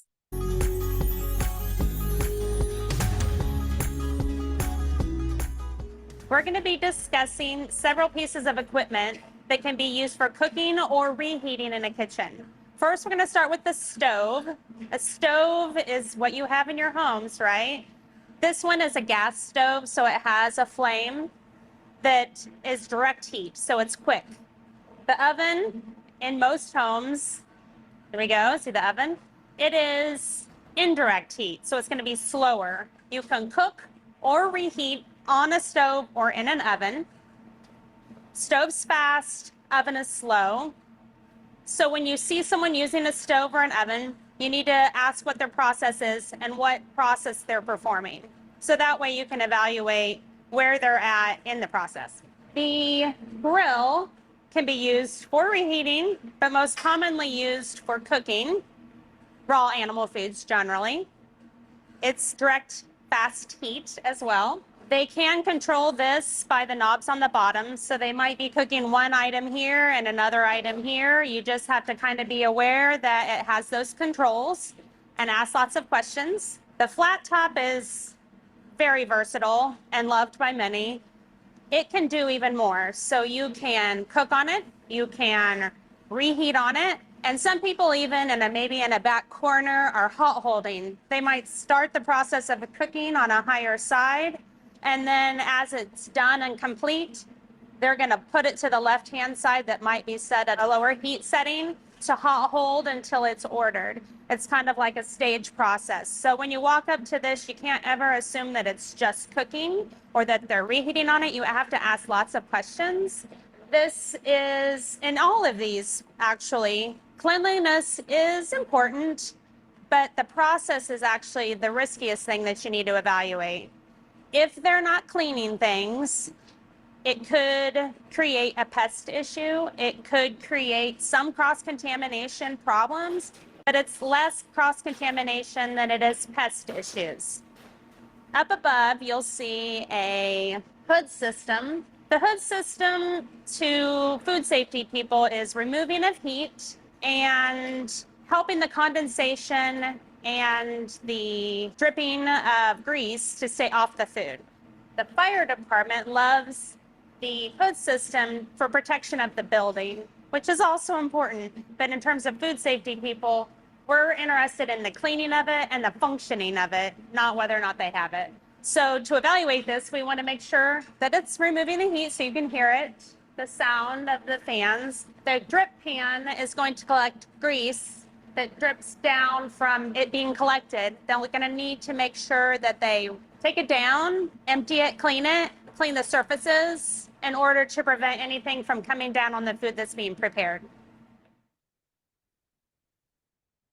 All right, stoves and ovens come in a variety of styles. A couple examples can be the stove on top and the oven below, which is pictured there on the left. A flat top grill on the top with refrigerator drawers underneath, which is pictured there on the right. The units having the refrigerator drawers have a difficult time keeping food cold enough due to the extreme heat in close proximity to the refrigerator drawers. There are a large variety of cooking equipment in kitchens. Let's hear about the steam jacketed kettle next.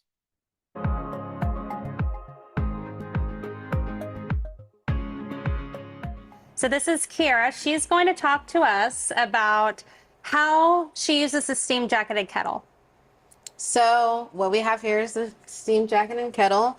You can boil, simmer with soups and chowders as well. There's no visible flame, so all the heat is going to come from the inside. And we have the controls right here for the temperature, so you can control how hot or how much heat that you want. You put whatever you need to in here. And as far as cleaning is concerned, we're going to start with, of course, washing, rinse, and sanitize. We don't use this faucet for anything but filling. Then you're able to, of course, turn it off when we're not using it. We have this little latch right here, which releases it. We have a little catch tray down here. So you're able to pour out whatever. The soap, right? You pour the soap out. Yes. Then Before you you sanitize. And it catches everything right here in the drain. We're able to take this out as well. Put this in the dishwasher. And then wipe this out, of course, with our sanitizer and wash. Very good. So one thing as an inspector, you'd want to make sure that they wash, rinse, and sanitize this piece of equipment after they're done using it. And then oftentimes you might see that the fresh water faucet is hanging below the flood rim of the kettle, which isn't good in terms of backflow. So this one's super great. There's a large air gap there, and so they're covered in that respect. So I just mentioned the backflow of the freshwater faucet. Take a look at the image here on the left-hand top corner. This one does not have an air gap present, and there wasn't a device on the water line to act as a barrier either. Just something that you should notice. So a steam jacketed kettle is one large piece of equipment. Let's see an oversized skillet. This one's similar to the steam jacketed kettle from the last slide. They're both applying heat in the same way. This one, again, is called a steam jacketed, or it's called a tilt skillet.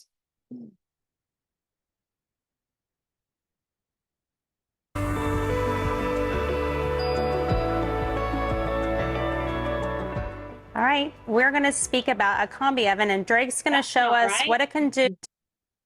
I don't know what happened. We're going to try this one more time because you want to hear about this tilt skillet, right? That is so weird. It's advancing. Hang on. I really don't know what's going on. Let's see. There we go. What you see here is a tilt skillet. It can be used for cooking or reheating large amounts of food. A great thing about this piece of equipment is that when you're going to clean it, to wash, rinse, and sanitize is simpler because it tilts down to get the water out and into the floor drain. So for an inspector, you need to know what process is occurring when you see it being used, or even if you're not seeing it being used, you should ask, what processes and what foods do you cook in here? Do you reheat in this piece of equipment? How do you clean it?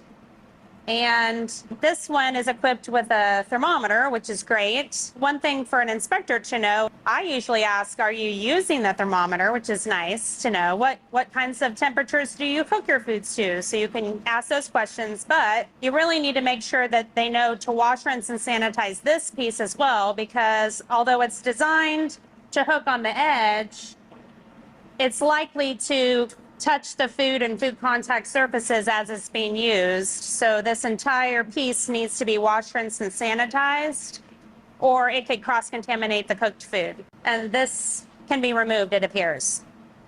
A tilt skillet's really great. You're not going to see it everywhere, but when you do see it, I want you to recognize what it is and how to use it. So the still images there on the left are a similar version of the tilt skillet that was shown in that video. It has a drawer to catch the water when cleaning rather than the floor drain. And it's the same concept, just a little bit smaller. Next are the combi ovens that I tried to show you earlier. So let's watch the video where I have some help discussing two styles of this type of oven. See if I can get this one right.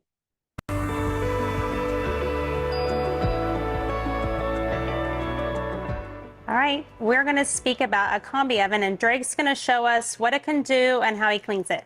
Yeah, so this is the combi oven. You can do any cooking method in this oven, basically. You can steam, sear, bake, roast, pretty much anything you can do in a kitchen. The way you clean it on this model is you would first use... The magical spray hose? Yeah, you'd use this hose here to spray it out on the inside, and then you would... Retract it in. Retract it, yeah. And then you would go in with detergent and then rinse it out again and do sanitizer to clean it on this one. And it has a drain, and it goes where? The drain comes out the back here. That makes it easy. So something to note is, in terms of inspectors, is that some of these machines have a cleaning cycle. This one does not, so that's why he does the 3-step process with the buckets, which is great.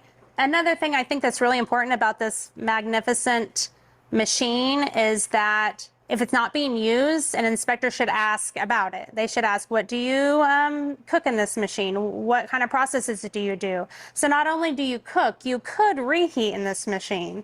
So they might be doing that when you walk in.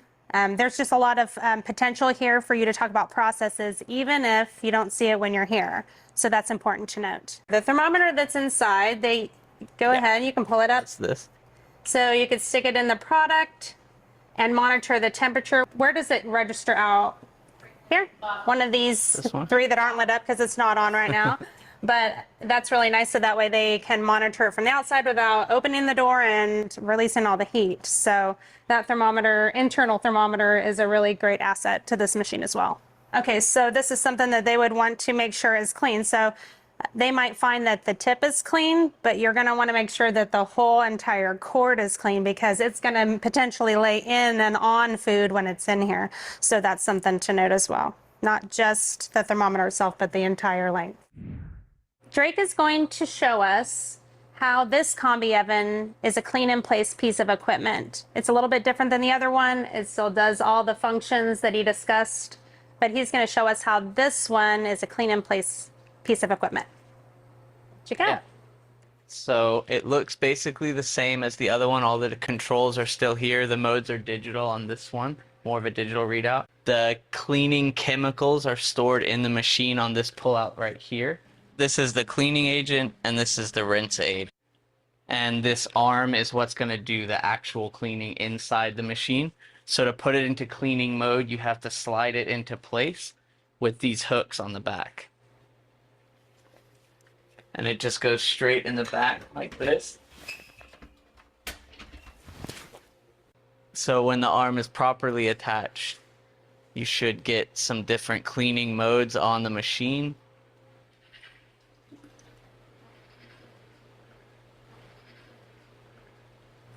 And this cycle will take? It depends on how long you put it on for. So like level 1 is like 40 minutes. Level 4 is like a couple hours.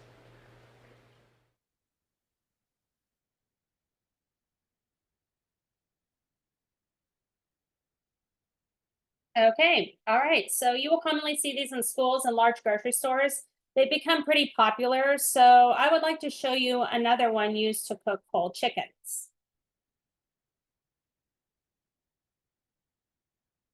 This combi oven, the manager is describing the cleaning cycles to me. The images on the right are yet another brand that is a clean in place machine, meaning it has cleaning cycles incorporated. So don't be confused. There are clean in place machines which run the cleaning cycles, and there are in place cleaning machines, which is a manual cleaning machine, no cycles to run. Each brand is different, and you don't have to know them all, but you do need to ask. So let's watch this video.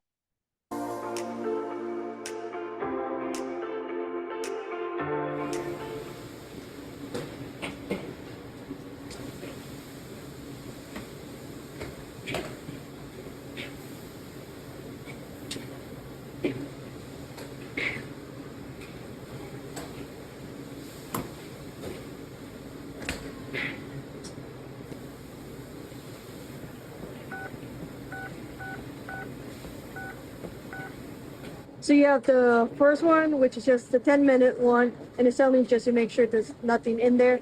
And what it is just super hot water that just goes in here and it softens up all the gunk from all the fat and the grease that dripped from the birds.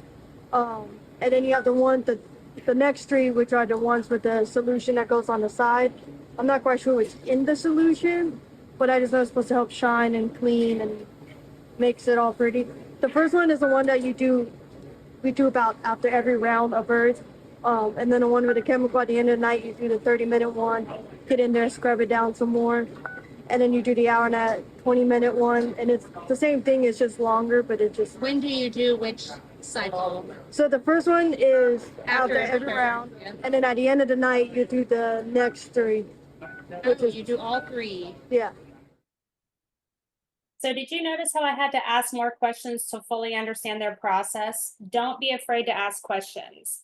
After recognizing they do over 3 hours of cleaning after, like at the end of the night, that's a lot. I'm not sure I've ever known that.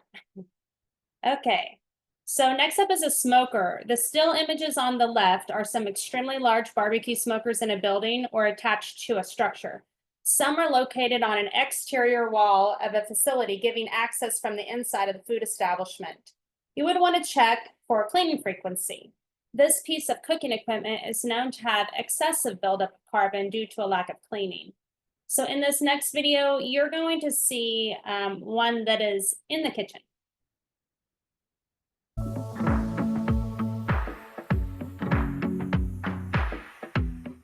This is an Alto sham. This one's actually extra special, and I wouldn't know that necessarily as an inspector other than it says power, cook, hold, and smoke. And there's some smoking chips at the bottom here that would go into this machine, but it's a smoker. So an Alto sham is a brand that could be lots of different pieces of equipment. So just know that if you don't know what it is, ask what it does and ask how they use it. That's the most important thing, is asking how they use a piece of equipment. It might do way more than what they use it for, but you should be asking about it. Ask the questions. It smells really good. It can do all those power, hold, cook and smoke. So they have all these different processes that they can do. This is really nice. You don't see these everywhere. It really did smell good when you opened that door. Did you notice the wood chips? That large smokers won't use chips, but they'll use whole pieces of wood. So what is your wood source? Is it treated with chemicals? We don't need an old picnic table made of treated wood to be flavoring our meat.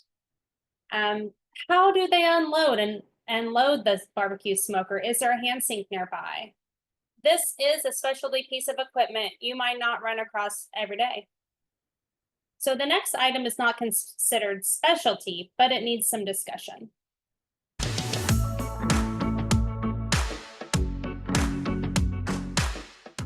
I bet you can't guess what this is. It is a microwave. Looks like the one you might have at home. This one says commercial on the outside, commercial microwave. So When you see a microwave in a restaurant or a food facility, don't assume it's just used for quick reheating. Ask them, what do you use the microwave for? That'd be the first question. And then you would want to know, how do you clean it and how often do you clean it? Those are really the things that you need to know. If they're cooking raw animal foods in a microwave, you need to ask more specifics about it because there's a lot of regulations surrounding it in many jurisdictions. So know your code and apply the rules correctly. So reheating in the microwave is a common practice. Microwaves do not heat foods evenly and there will be cold spots. If facilities intend to reheat for immediate service, there isn't the food safety risk that we're concerned with. We need to pay attention if they're reheating food in the microwave to then hold hot and serve it later. Time and temperature issues will lead to the food safety risks that we want to avoid. The images on the right, this is a sandwich oven. This brand is called Mary Chef, and it is similar to a microwave. It is found in sandwich shops to toast sandwiches. This oven should not be used to reheat large quantities of food or be used to cook a raw protein. How do I know that? Well, I read about it on their online manual. You might have, you might have to do that. Reading online manuals is really, really handy. So you might have the next piece of equipment at home too. It is on my wish list.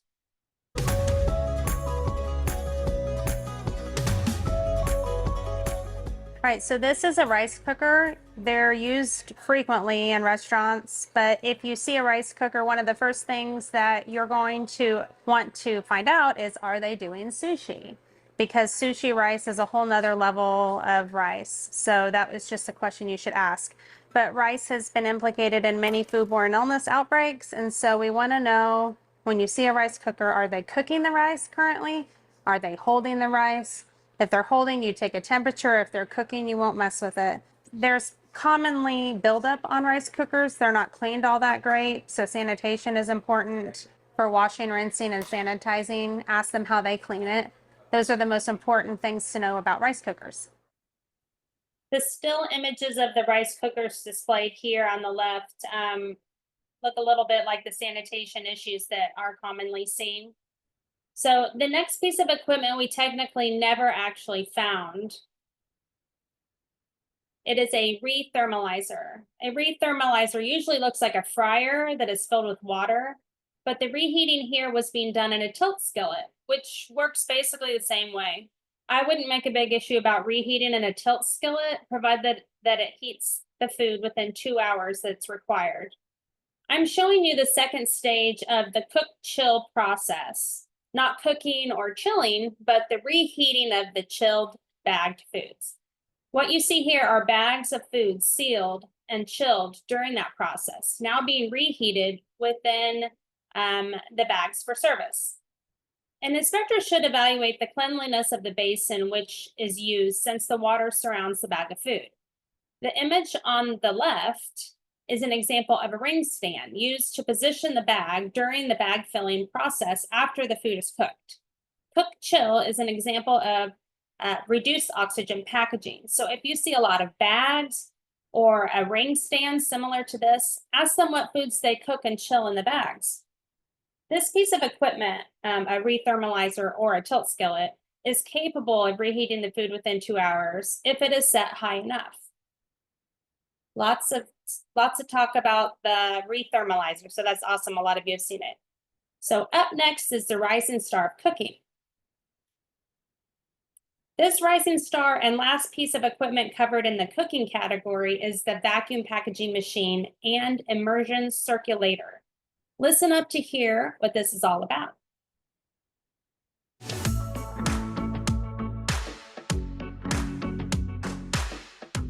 Lillian is going to talk to us about the first step in the sous vide cooking process, which is vacuum packaging. This is a very large machine, much larger than anything else you'll probably see used in the regular restaurants, but it still does the same process. So why don't you show us how this works with the fake food, by the way, is what this is. Food, yes. So we have special bags that we'll put it in. And of course, when you're placing food in the bags, you want to make sure you don't get any food where you're going to be vacuum sealing, because that will break the seal. when you're putting it in. Sometimes it's a two-person job to hold this open. You place the food inside. Make sure that you've got the open part of the bag over the seal, and then you slam it closed.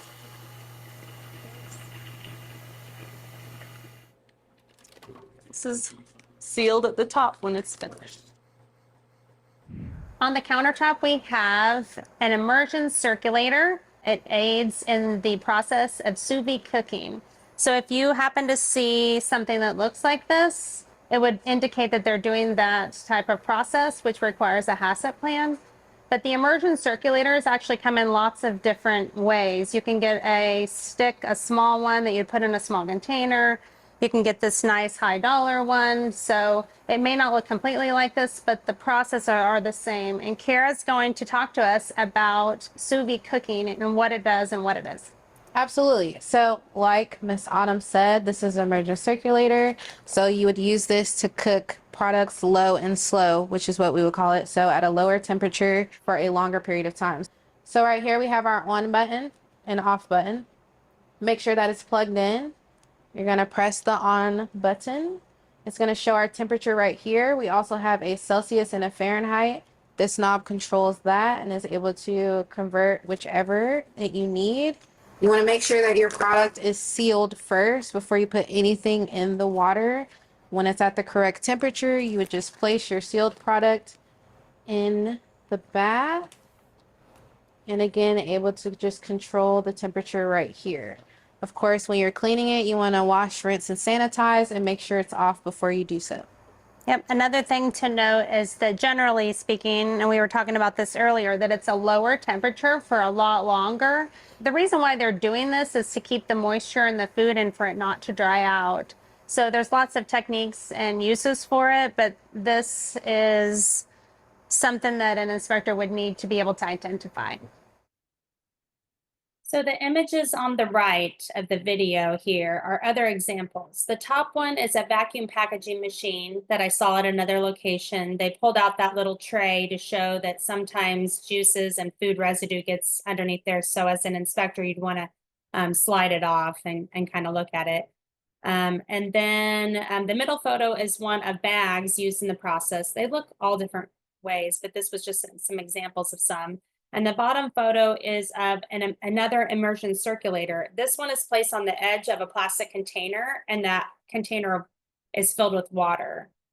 So we have covered a lot of the cooking equipment, but we didn't cover them all, but we need to move on to cooling. So let's start with the video discussing the walk-in cooler, which I know Joe discussed earlier, but then we'll have more discussion.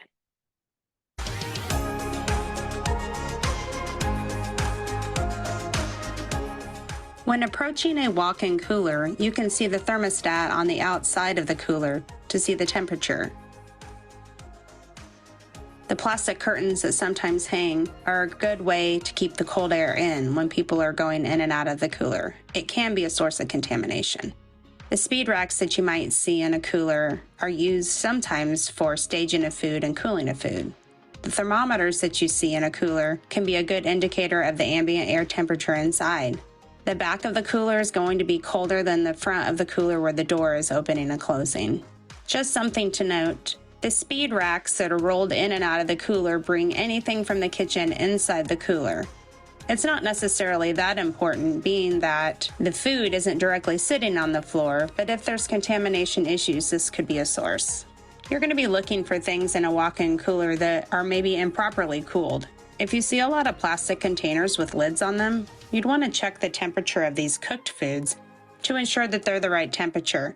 If they're high in temperature, they might not have been cooled adequately, especially if the cooler is cold. Walk-in coolers are used for many purposes, but things covered in the video are good to consider when evaluating cooling.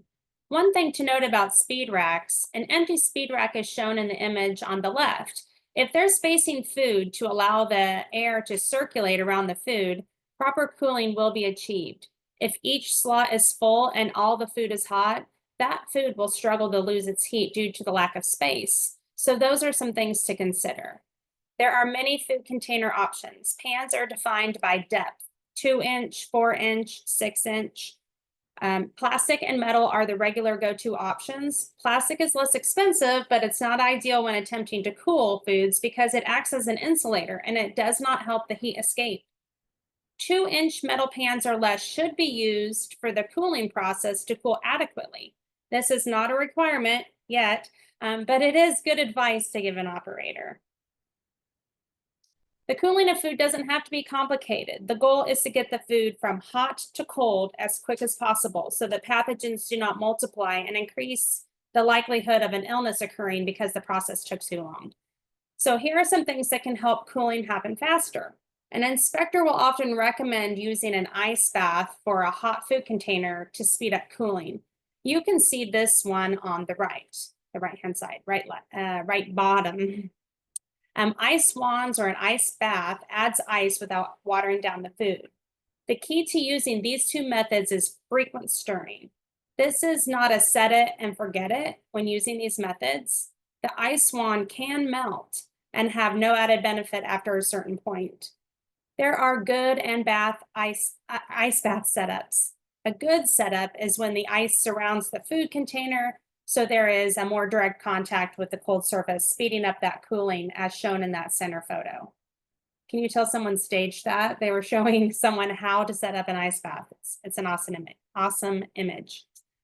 The images at the top corners of the slide are called data loggers. They do what their name says, they log data. So data loggers monitor the temperature of food at set intervals. You can set it to every 5 minutes, every 15, even every 30 or more.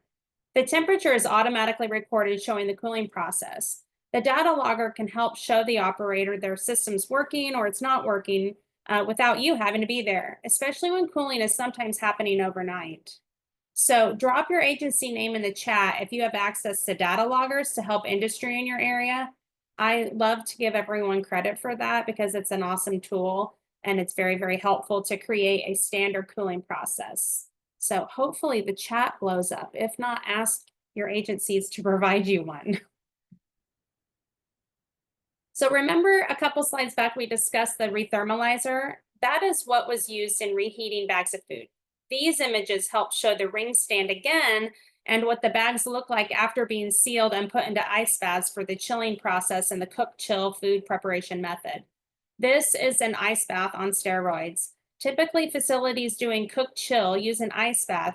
Think like large trash can size ice baths and paddles. If they are doing relatively large quantities of cook-chill food items, they will need a much bigger ice machine than your average facility.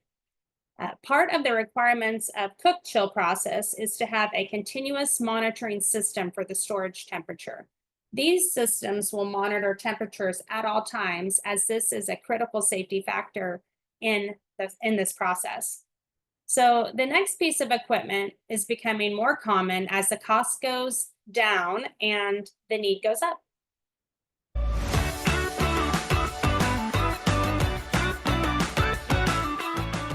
This piece of equipment is a blast chiller. They too come in all shapes and sizes. Blast chillers are going to be a restaurant's best friend if they want to cool large quantities of food quickly, which is what we want as well. This cools it much, much faster than it would in a regular refrigerator. Drake's going to show us how this piece of equipment is used here. Yeah, so all you really need to do is put the food inside the main chamber here. You could essentially fill up the whole rack. Yep. You could, yeah. And then you want to put the thermometer in? Yeah, you can monitor it with the thermometer here. I would just pretend. Just, yeah. And then you'll come here and turn it on and choose the cycle you want. That's how fast and how frozen you want it. And it's got an automatic mode, so you can just start it. Simple as that. Yep. Cold food. Yeah. I'm sad that there were no data loggers or no agencies put in there, so we'll have to talk more about data loggers. So we've covered cooling pretty well. Let's move on to cold holding equipment. Here are some photos of a reach-in cooler. They come in all shapes and sizes and age. There are 1-door, 2-door, 3-door, and beyond varieties. There's commercial and there's residential grade refrigerators. So things to consider. What is it used for? Is it used to cool? Is it used just for cold holding? You should consider the capacity of the refrigerator. Is it big enough? If you put a lot of hot food in a residential refrigerator, they can't cool the food well, and they're not designed to recover to a temperature of 41 degrees or less quick enough. Therefore, it harms the rest of the food inside the unit too. You need to consider proper temperatures. You don't want them to overfill reach-in coolers.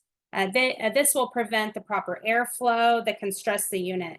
You can check the gaskets. That's what the middle photo is a picture of, the gaskets. If they're not in good shape, cold air can leak out. And in the summer in Kansas, it gets pretty hot. You should look at the condenser unit that's in the back. Is it frozen? That affects the temperatures. And then another thing to consider is cleanliness. Is it impacting the safety of the food? What do the shelves look like? Is there standing water? Refrigerated prep tables are used to quickly assemble food during rush periods. So if you're not familiar with the kitchen, you're not going to see this at home. So the top of the table contains all of the commonly used food ingredients, and underneath is storage of backup containers for the top, or for items that don't fit up on the top if they've got a lot to hold. Some have track ledges to rest the container on, and it is open to the bottom portion of the refrigerator, sharing the same refrigeration unit as represented by the photos on the right. Do you see how when you lift the container out, you can see through? That's what I'm talking about there. So there's another style. It has a physical separation. It's shown here on the top middle photo. It has a physical separation with ventilation. Some make tables are, prep tables are mechanical. Some use ice. Something else to consider about these things are the proximity to the hot grill. How close is it? What is its capacity? Is the food inside above the fill line? There's actual a line in there where the manufacturer says, don't push it above this line or it messes up the flow of the air. One additional thing to note is don't use floral coolers or Pepsi Coke coolers or the glass front coolers. These are not designed to hold TCS foods, and they don't really have a capacity to maintain the correct temperatures, just so you know. Hot holding equipment can have many names. As with cold holding units, check for door gaskets in good condition and internal thermometers to measure the ambient air temperatures. So if an inspector finds food in a hot holding phase that isn't at the minimum requirement, they must consider some things. And Adam and Joe went over some of these too on questions you should ask. Is it on? Did a fuse blow due to having too many pieces of equipment being plugged into one outlet? Sometimes they don't even have it plugged in. Yeah, so I've seen that. How long's the food been there? If the food was just placed there, you are not taking the temperature of the cabinet, but of the temperature of the unit that it was last in, or maybe they just reheated it. So you're taking a reheating temperature, or maybe it was just cooked and you're taking a temperature of the cooking temperature more than a hot holding. So another question to ask is, was the food hot when it was placed in the unit? Or are they trying to actually reheat the food in the cabinet? That actually, I've seen that as well. Hot holding might be happening somewhere else. So if you see equipment like these images on the right, it is a good indicator that they might cater. There's a lot of questions to be asked involving catering. So the foam insulated boxes, they don't have electrical capability. They're cheap, but they're not as effective. All right, so additionally on hot holding, steam tables are not designed to reheat. Hot steam wells are designed to hold food at a desired temperature, not to reheat. Inspectors should question if places are reheating in what appears to be a hot holding unit. Discuss the flow of food with the operation. If you're discussing that, it'd be a way to discover their methods for reheating, because you don't always get to see that. You might also discover this method being used if you take temperatures that are low and can't be explained. If an inspector finds out that the temperature at a steam table, if they find food out of temperature, they might consider some things. Is it overfilled? Is it sitting too long? That would be a steam table problem. Did they preheat the equipment before putting it in? I never even realized that that was something that was important, but it is. It needs to be hot before you put hot food in it. Are they double panning? Sometimes they'll put it in there because they maybe have the heat turned up too high and therefore they're keeping, because sometimes it gets scorched. So then they're like keeping the heat away from the food and it's actually not helpful at all. So double panning is something to look for. Did one of the elements, the heating elements, go out? This potentially can happen if one side is hotter than another significantly if you're taking temperatures. Was the food hot when it was placed in the unit, or are they trying to reheat? The steam table is really a complicated piece of equipment due to needing to evaluate all the potential issues and not assume it is a steam table problem. You might be able to use your infrared thermometer to compare different sections. Some steam tables use water, therefore the word steam makes perfect sense, but some steam tables do not require water. You just have to ask lots of questions. We have covered hot and cold holding, so let's move on to some food preparation equipment. The slicer, it's a very common piece of equipment that is difficult for operations to clean. The top photo images are of a slicer that looked clean at first glance, but when I looked deeper, there were several areas that were missed during their cleaning process, which is not uncommon, showing that the machine was not properly disassembled for cleaning. They just kind of wiped the outside. So in this video, I will cover more on this popular piece of equipment.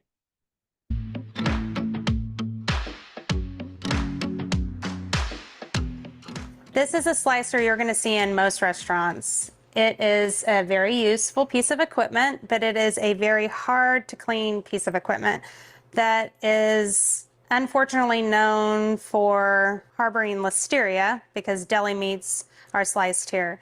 You might slice raw meat on it as well, so it could be a cross-contamination issue in terms of raw and ready-to-eat food, but I'm going to have Lillian disassemble it because as an inspector, I walk up and I say, wow, this looks really clean. But then when I get my flashlight out and I bend over, I look underneath, I look between, I look in all the grooves while it's assembled and it looks one way. It might look pretty good.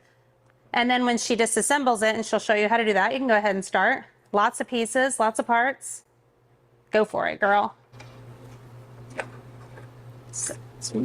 And that's going to go in your dishwasher? Yes, this piece and this piece I'm about to take off can both go through a dish machine. And then the rest will be cleaned by hand. Let's see. So once it's disassembled, we could look at it and see where things have been missed.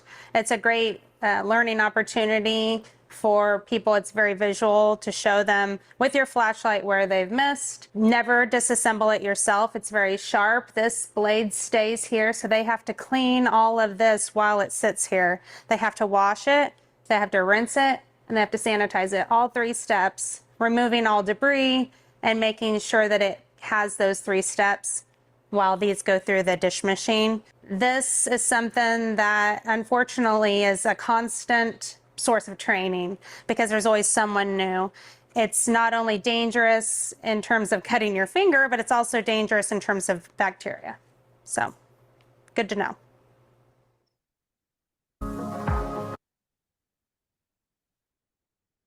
Went too far.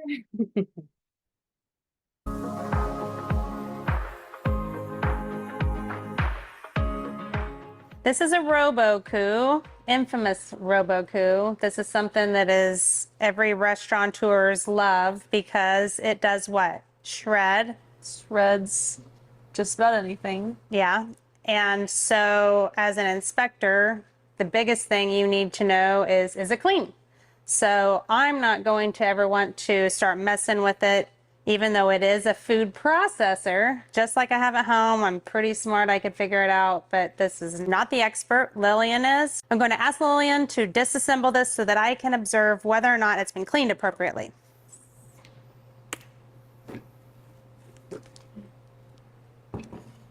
Has lots of different blades in it, so I would want to look at the blades. I'd want to look at the piece underneath. She might hand it to me. Thank you, Lillian. And so I'm just making sure that all the crevices are clean because that's where bacteria can be harbored. And yeah, it all comes apart. And you can tell that they've taken it apart because there's no foreign matter in it at all. If they were just, but it's a good point that if you don't take it apart yourself, maybe it's stuck here and you never saw it. So you can tell that they take it apart regularly and it's cleaned well. So it's like that with any piece of equipment, whether it be a food processor, a slicer, a dicer, a cuber, whatever it is, you don't ever want to disassemble a piece of equipment that you really don't know anything about. Always ask for help. Thanks, Lillian. Meat grinders are seen in grocery store, meat departments, and some limited restaurants who buy large sides of beef to cut their own steaks and grind their own beef for burgers. So watch this clip to hear how the employee describes the cleaning and disassembling of the grinder.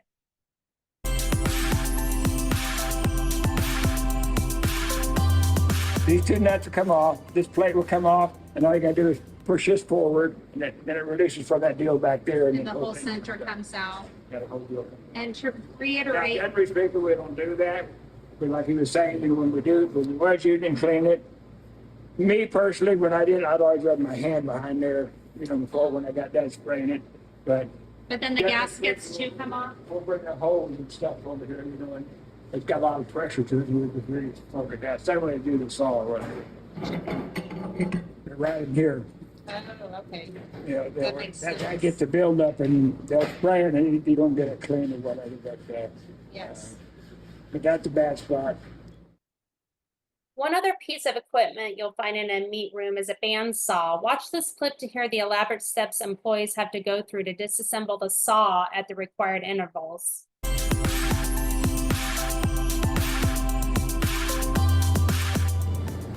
First of all you want to do is unplug it. Very important. The glider comes off just like that right there. You open the door where the blade's at. Go pull that off.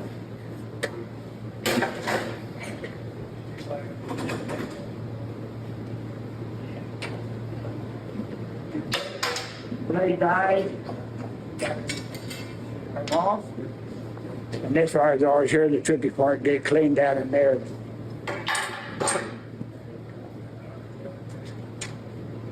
Got two levers underneath to release that. That comes off.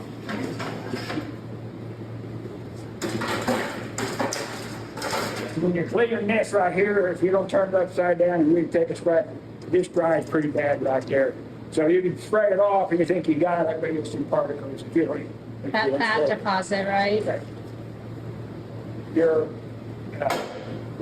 adjustment plate, got a little knob back here. Raises up. Comes off like that.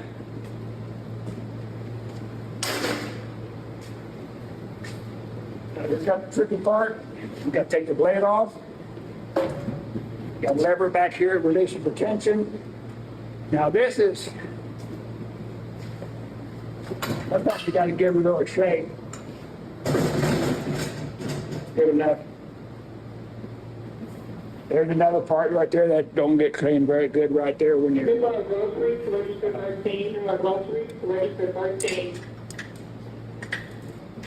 Let it come off just like that.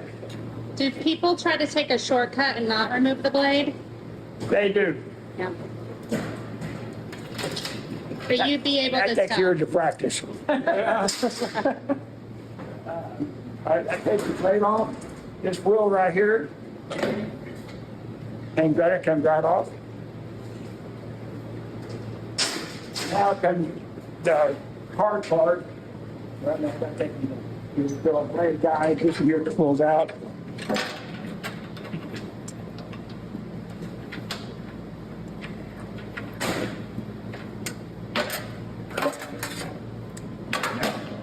Now, Yeah. this wheel here does not come off. This is where you find your biggest problem. So you really got to get in there and with your little scratcher or whatever. And And you use the hose system? Yeah, we use the hose. I've got that new.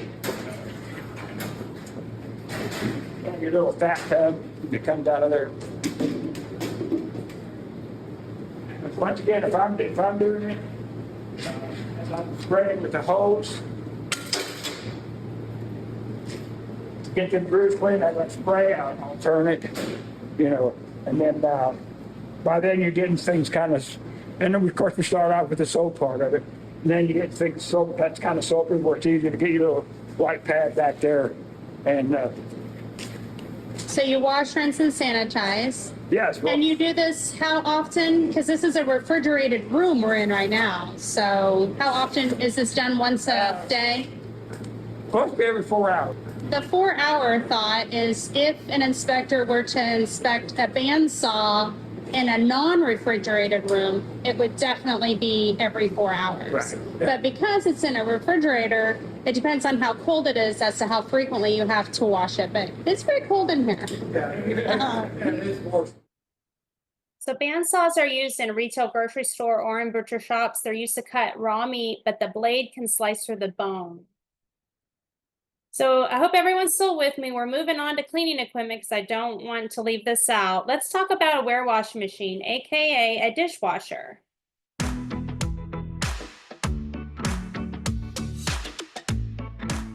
This is a single rack dishwasher that uses chemical sanitizer rather than heat. This facility has several different test strips within their holder. I can eliminate this one based off of what it says on the top, that it's used for a specific chemical at another sink.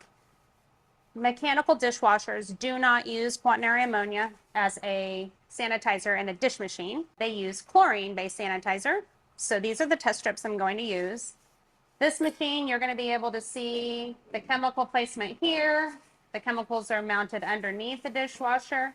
And as we run, you're going to be able to see what chemical is dumping into the system at that time. And I'll walk you through it.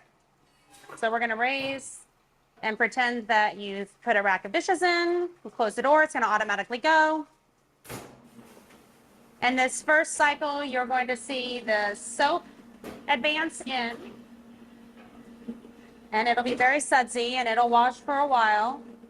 Once that cycle's over, it will drain and go to the next cycle. So we're going to wait patiently for that. And I have my test strip ready. So that way, when the chemical goes into the system, I'll be able to automatically compare it to the legend on the chemical test strip holder. It's fine if you use your own, but it's always best to use the facilities, or even better yet, have the operator, the person in charge, the dishwasher, test it for you so that you can see it's draining now. You want to see that they know how to test the machine. So now that it's drained, it's put the stopper back in and it's going to put in this water and sanitizer so we can see it advancing and placing the sanitizer in. This is labeled sanitizer. This is rinse. So I already know what's what, and it's going to sanitize all the dishes that are in there. And we're going to test it. And then you compare it. Definitely don't want it there. Right here is where you really want it. If for some reason it doesn't come back with a reading at all, and you see that it is turning and trying to dump chemical in, they might be out of sanitizer. They might have just replaced the bucket of sanitizer and there's an air bubble in it. You can ask the person in charge to what we call prime the machine. When you prime a machine, what you're doing is forcing the chemical through. It's a toggle right here. You would only do that to add more sanitizer if there's an air bubble and it's not advancing at the assigned rate. And that's something the operator can do. It's good to teach them that, so that way they don't have to call out their repair guy every time. But that won't happen if they're changing their chemical as it goes down and doesn't deplete. So that's how a chemical dishwasher works. I'm going to show you underneath the dishwasher where you can find the chemicals that it's drawing from. So underneath this machine, you'll find the detergent, the rinse aid, and the sanitizer. The chlorine-based sanitizer is generally yellow. So if you're not getting a reading on your test strip, you could look to see, is the container empty? It could be that simple. But it's also an indicator that they're using chemicals. It's also an indicator that, yes, they're using chlorine sanitizer. That's another way to know. There's been some comments about where to test the sanitizer. So you can test it at the plate, that's fine. I guess if the arms are all gunked up and gross, you're gonna have a whole lot more issues. It probably won't be dispensing sanitizer. But yeah, you can check the plate. There's nothing wrong with that. So checking expiration dates is something I have noted here to talk about. So make sure that they're accurate and in date. We talked about chemical sanitizing machines, but let's move on to heat sanitizing dish machines. I promise I'll answer all of your questions, but I want to make sure I get all these videos in.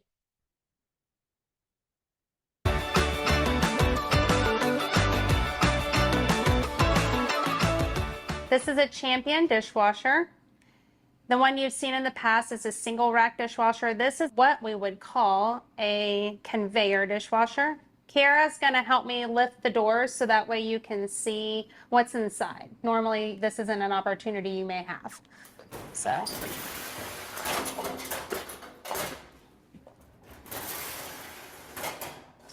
the thing I really wanted you to know that one, it's never gonna look this clean, but two, all of the pieces come out to be cleaned at the end of the evening or the end of the shift, whatever their policy is.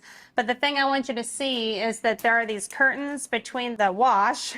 It starts here, wash, rinse, and sanitize steps of this machine. This too is a dishwasher that is a heat sanitizing machine. It has a booster heater, so you're not having to test with a test strip. It will be tested, and Kiara's going to show us how that's done using a thermometer. So right here we have our start and stop. Autumn is going to turn on our boost heater.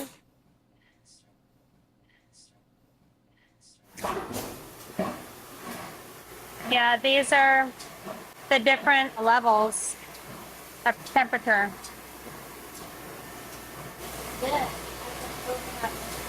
This is a mint. Wow. That's so cool. Like This is like a fire. like it just sucks it up. Yeah.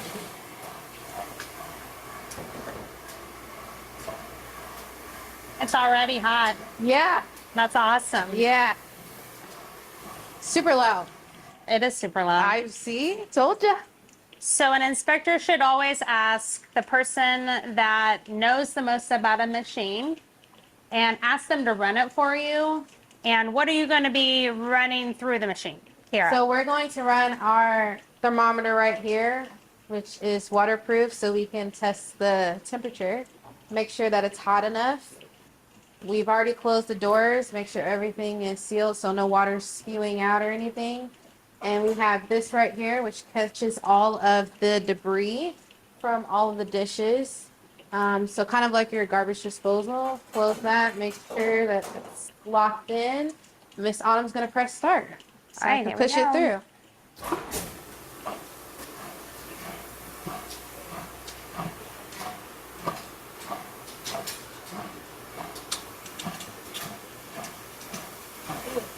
Success.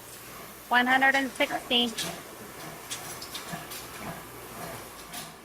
So in a chemical sanitizing machine, you could check the chemical from underneath the curtains, but this slides out and you wouldn't want to pull the rack out too quickly because the sanitizing step happens here. So you wouldn't want to cheat the time by pulling the rack out. So you'd want to let it do its job and come all the way through. The food code has certain requirements of wash, rinse, and sanitize steps. So these gauges can help you determine if they've reached all of those. Sometimes if your final rinse isn't good, it might be affected by other stages in the cycle. Okay, great. So a booster heater was mentioned. If they don't leave it on all the time, it'll take a little while for the booster heater to heat the water up. So be aware of that. It's very expensive to replace. I mentioned gauges on the clip. These show the measurement of pressure as well. Pressure affects the efficacy of the sanitizer. So we're gonna have a little bit more to go on about dishwashers here. Okay, so when discussing the last machine, we use a thermometer to test the temperature of the machine. And someone asked about this in the chat. So there are other temperature indicators establishments can use. Here in this photo, you can see the use of sticker indicators. This sticker starts with a black strip on the label. If it meets the 160-degree minimum during the cycle, the black strip disappears. Now, when I was in the field, ours were, it said 160, and when it turned black, it was good. So you just have to know what the test strip does and how it shows that it reached the proper temperatures. There are many different types of dish machines and specifications of these machines, but knowing the basics will help you evaluate 95% of the machines out there. If you don't know, call someone in your agency that might be able to help you out with the other 5% that's unknown to you. We covered 3 types of dishwashers, so let's hear about manual ware washing.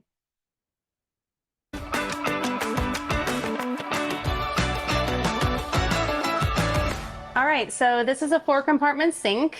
In a 4-compartment sink setup, you're going to be rinsing off the dishes here. So you're going to have lots of food debris. It would go in the first sink because you don't want to get all of that into your wash water. So as an inspector, you would want to come up to the sink and make sure that everything's working, nothing's leaking. And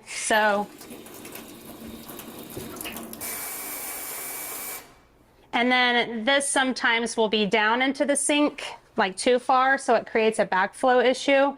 So you want to make sure that the spray hose does not go down into the basin.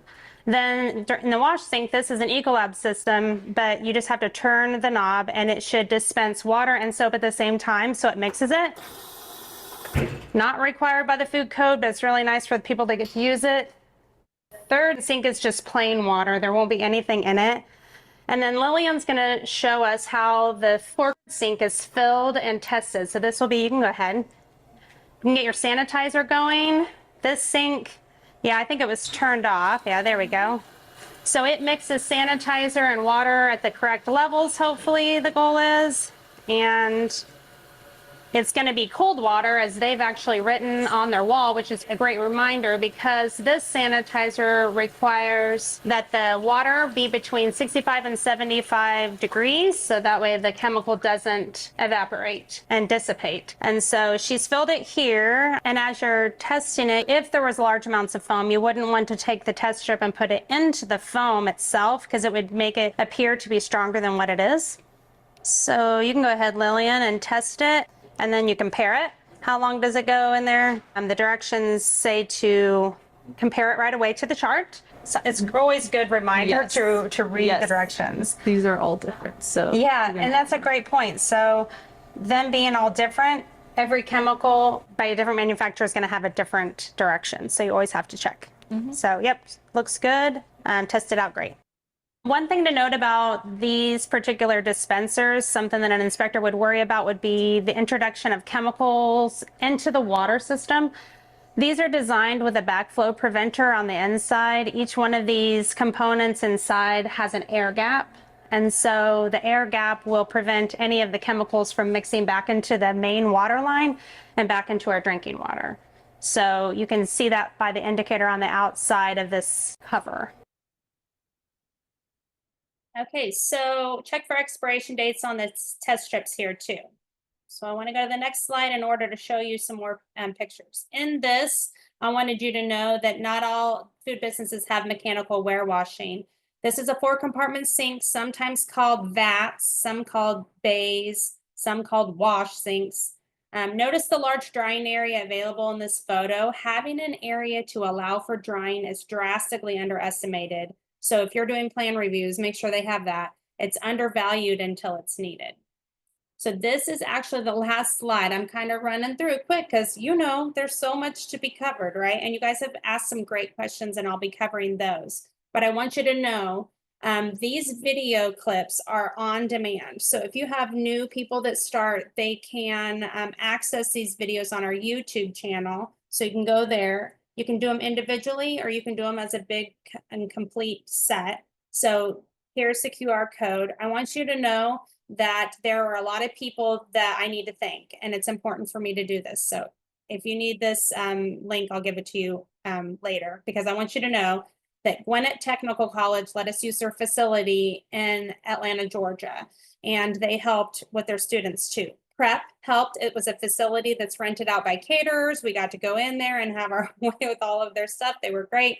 And I don't want to leave out Dillon's or K-State, my alma mater, because they helped me kind of get all the ideas together. It was a big production, but we knew that there's constant turnover. And so we wanted the equipment to be covered for everyone. And so that you could at least go in and feel comfortable with an establishment and not have to worry about that and focus on processes. So I know I'm just a little bit over, but hopefully it was worth your time. I want you guys to email me if you have questions, call me, whatever you need to do. I'd be happy to help you anytime.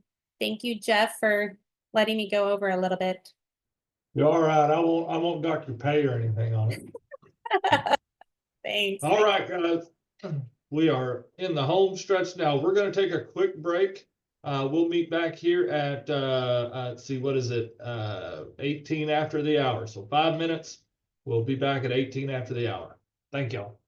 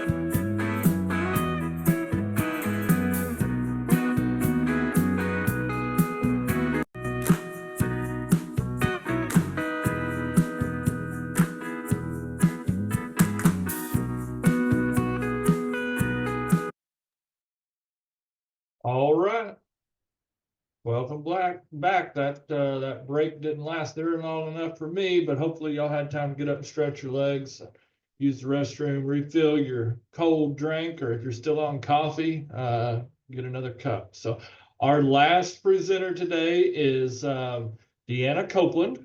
Deanna joined AFDO at the beginning of 2023 to lead our projects for the Retail Food Safety Regulatory Association Collaborative. Copeland has worked in retail food safety for more than 25 years, previously managing the retail food safety program for Harris County, Texas, which regulates more than 9,000 food establishments in the Houston metro area. She implemented FDA standards and led multiple processes for improving the Houston data projects. Take it away, Deanna. All right, thank you. Can you hear me okay, Jeff? Yes, ma'am. Awesome. All right. First, I'm going to start off with a big thanks to Steve Mandernap for starting us off talking about risk, and Adam and Joe for their risk-based inspections presentation, and of course to Autumn for that terrific presentation on inspection equipment, which I always learn something new every time I watch it. So thank you, Autumn, for getting that together. So we're continuing our inspection theme today with clear as mud. We as inspectors, we have a very special role in food safety, not just the violations that we find to get corrected, but I'm talking about our words, the words that we write and the words that we say to the businesses that we regulate. But first, I have to let you know a little secret. I did not create this presentation, so I have to give kudos to its original authors. We have tweaked it just a little bit, but it originally came from our colleagues down in Florida at the Florida Department of Agriculture and Consumer Services.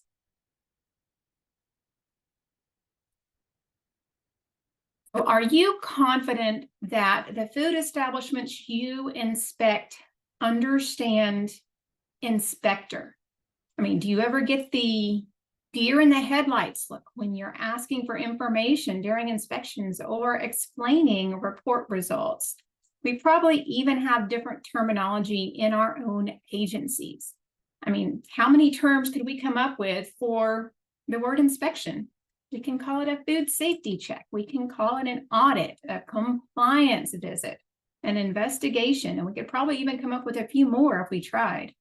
We don't want to leave our food establishments feeling like they need a translator to help us get our point across, because we're there to actually help them and to prevent foodborne illness.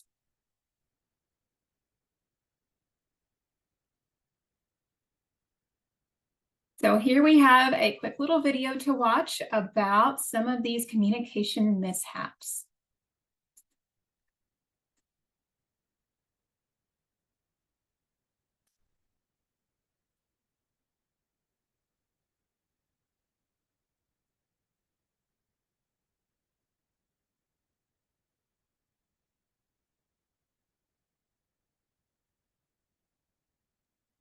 Deanna, we do not have any audio to your video. No. Okay. Amy, do you have any idea what I can do to get the audio up? Yeah, I'm not sure if you shared computer audio when you shared the screen. So if you want to stop sharing and reshare and then hit share computer audio. Okay, thank you.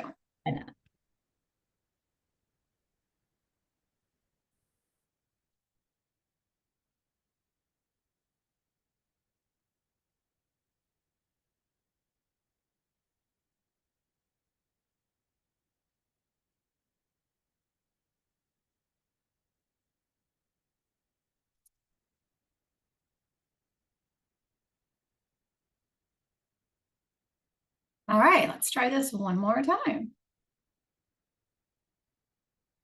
It's a typical day at Lacey's Bistro. An employee called in sick. The manager is covering the front counter during the end of the morning rush. She had no idea her day was about to get more interesting. Good morning. How are you this morning? Fine. My name is Salmonella. I'm here because I'm your physio. I'm going to do your inspection. Here's your MRI. Hi. Are you the pet? Yeah, am I in trouble? Oh, no, this is just SOP. Does anyone speak inspector?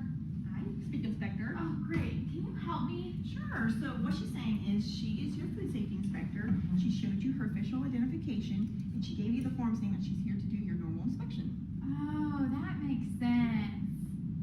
So I noticed that we've got some ROP going on here.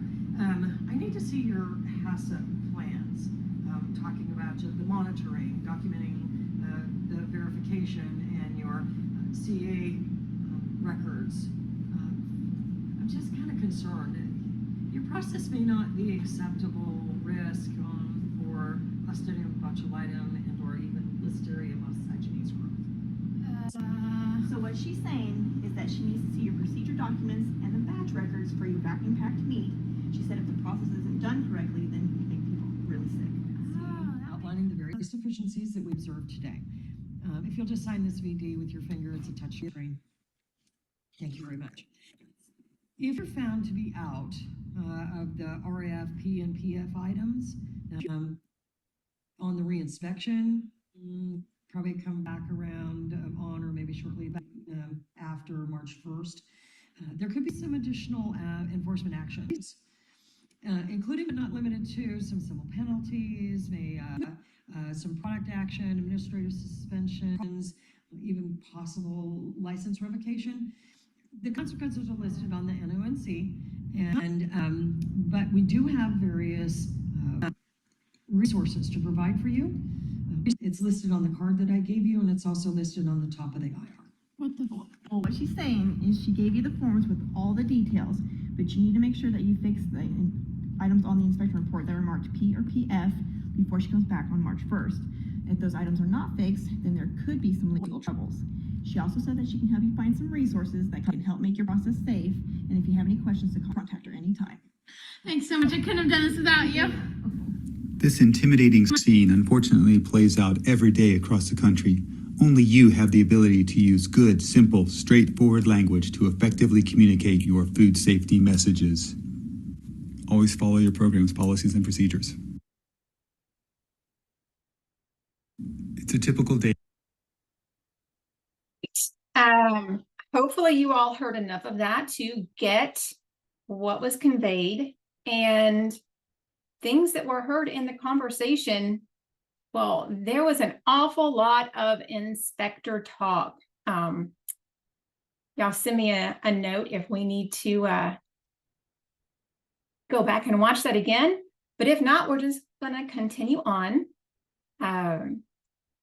So throughout that conversation, we heard RFI and ROP and P, PF, CA, VD, GRPs, HACCP. Oh my goodness, there were so many that it was even hard for me to follow. I mean, oh my goodness, that's another acronym we could add to the list. So while a lot of these terms are familiar to me, not all of them were, since I was based down in Texas and not in the land where this communication mishap took place. Even though I've been in retail for over 20 years, I did not catch all that. So it's very obvious that we sometimes need some help in our communication strategies. So now you have heard why we're here. And is it to learn how to be clear as mud? Well, of course not. We are focusing on how to be clear as day. So we just poked a little fun at ourselves, but how many of you followed that entire conversation? It was really tough, even if you knew what they were saying, because jargon is confusing. And the more of it that we use, the less clear our message becomes. Acronyms are only good to those of us who are familiar with them, and we use so many of them in food code land. We use them every day because it's our world. It's the language that we talk, but it's not the public's language. And especially a new operator or a new manager that may even be in an office in another state that had their food safety training somewhere else. Would they get our message? Are we really painting a clear picture with our words? So back when I was with the county as a manager, one of the phone calls that was most dreaded would be from an owner or a corporate food safety person that was not physically at the inspection, And they would ask me for more information to make sure that they fixed the problem. And I would see a report that said something like, move the boxes to prevent contamination. I don't really know how to tell these people how to fix that because I could not visualize what the problem was based on the remarks of that inspection. I mean, would you remember what you meant if that's what was written weeks, months, or even years down the road if you had to recall it? What if you or your boss was called in to testify about an inspection report that happened years after the fact? We always have to keep these things in mind and think about our words to make sure that what we're saying is clear as day so we don't end up clear as mud. So we're going to talk quickly about our objectives for this discussion. This is not a writing workshop. We're just going to focus on a few key components of a great violation or citation enhancement. These can also be called violation remarks, but keep in mind those words might be used interchangeably in this presentation because where I came from, a citation meant somebody was getting a ticket. So we always refer to our written documentation as violation remarks.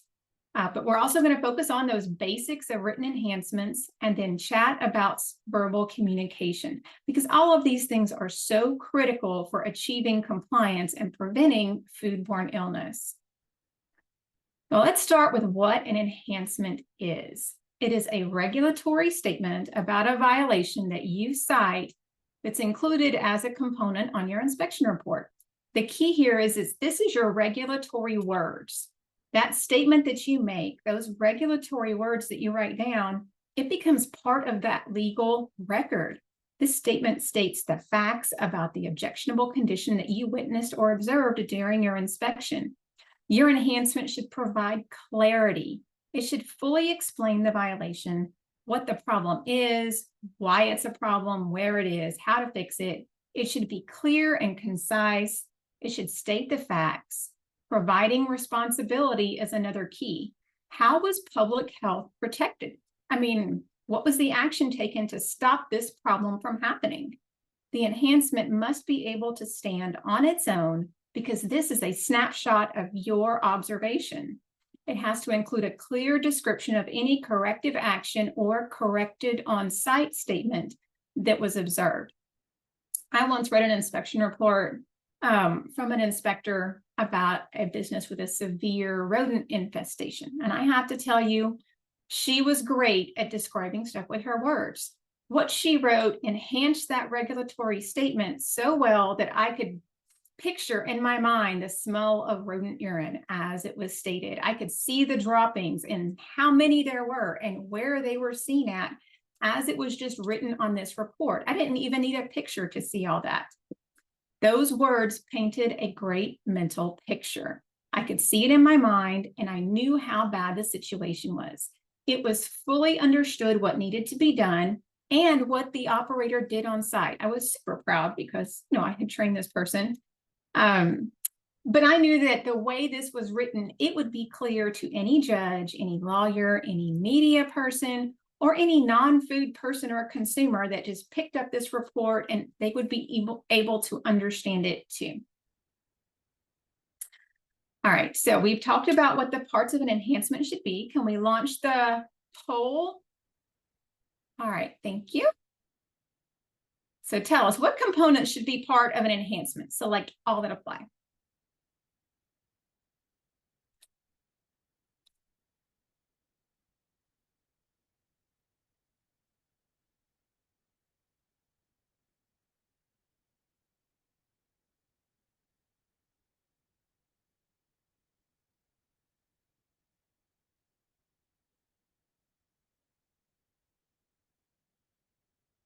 All right, so can we close the poll because I can't see the answers. There we go. Awesome.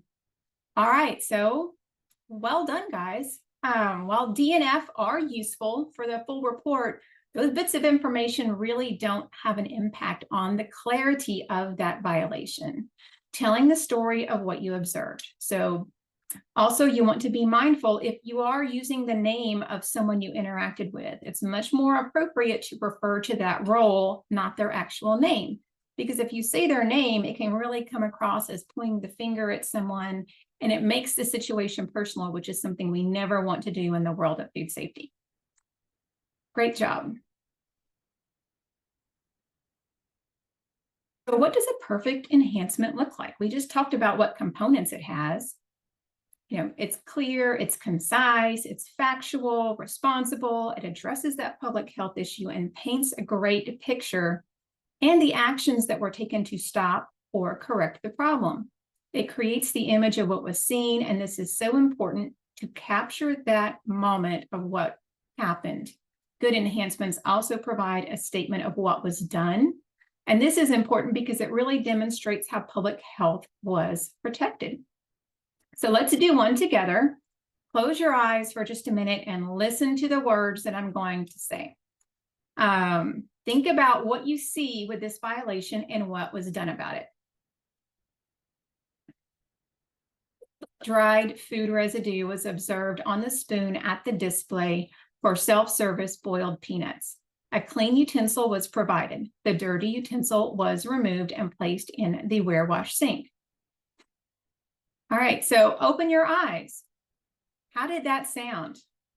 I mean, you could really picture what happened with that spoon. Did you see it? Could you visualize how it looked? So this was a really great example. It's short and sweet. It's simple and to the point.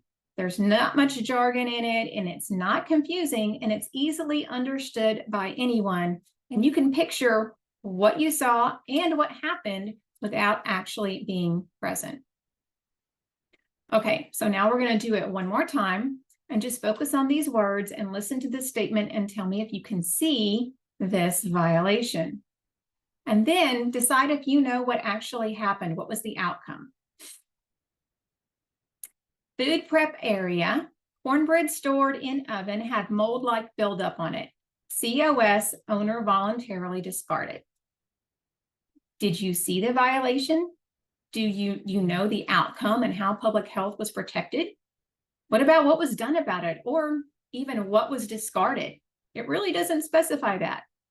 So one more time, let's listen to this one. Observed large purse under prep table in the dessert room. Also observed open sodas stored inside of the ice machine. Well, this one also doesn't provide a lot of clarity or responsibility. There's a big gap of missing information here, and it doesn't say how anything was corrected, because what is not said is as important as what is said on your inspection report. I mean, there's two different issues here. My questions when I read this: what was this ice used for? Where was this ice machine? Was the ice machine in the dessert room? What kind of open soda was it? Was it a can, a cup? Was it a bottle? And then what happened to this soda? What happened to the ice?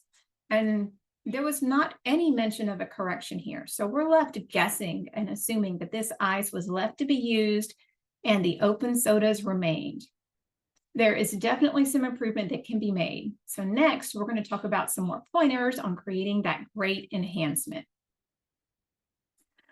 We have some definitions. Clear, the act of making a statement definite or distinct. Unambiguous, simply stated. We also have concise, brief in form, but comprehensive in scope and succinct. Written on a report, meat department area, live crawling roaches throughout the location. Well, do you see the roaches? Does this paint that picture in a clear and concise way of what was observed?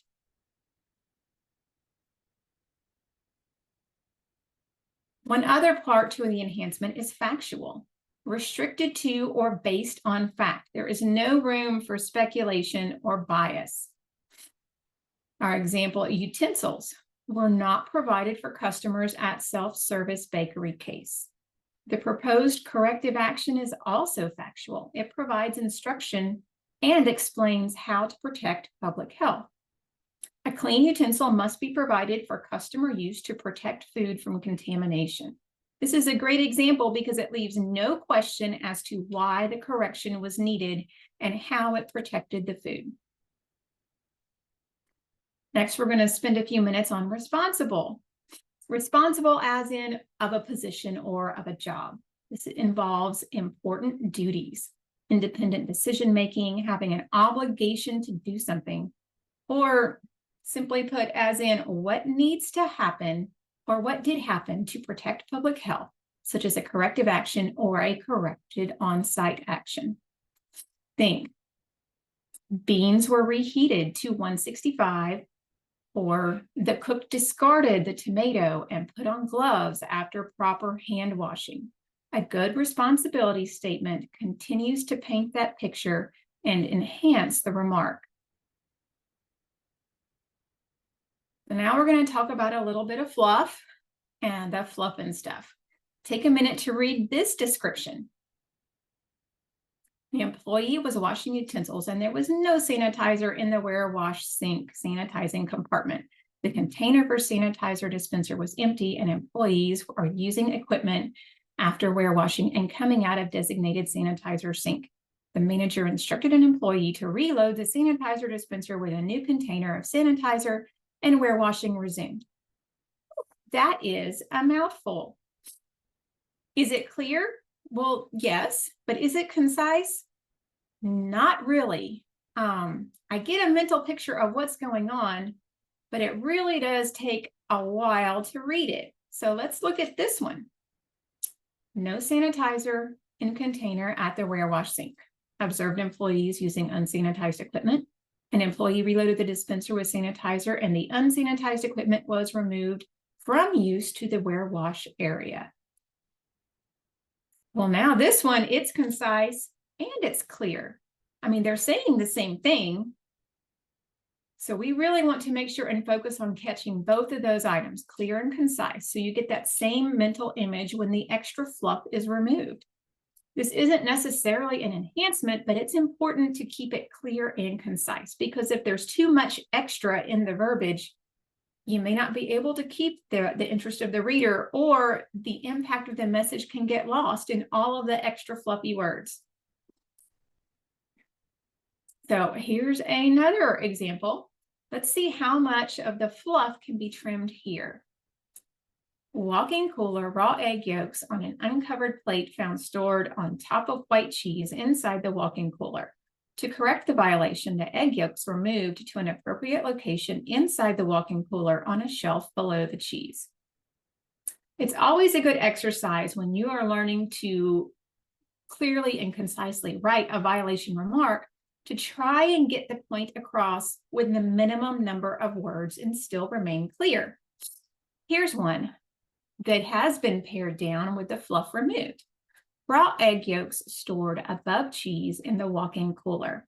The corrective action, the egg yolks removed below the ready-to-eat foods. See the difference? We have half the words there and we still could see what was going on and what the action was to protect public health. All right, so now let's try it. Read the violation remark here and select all that apply.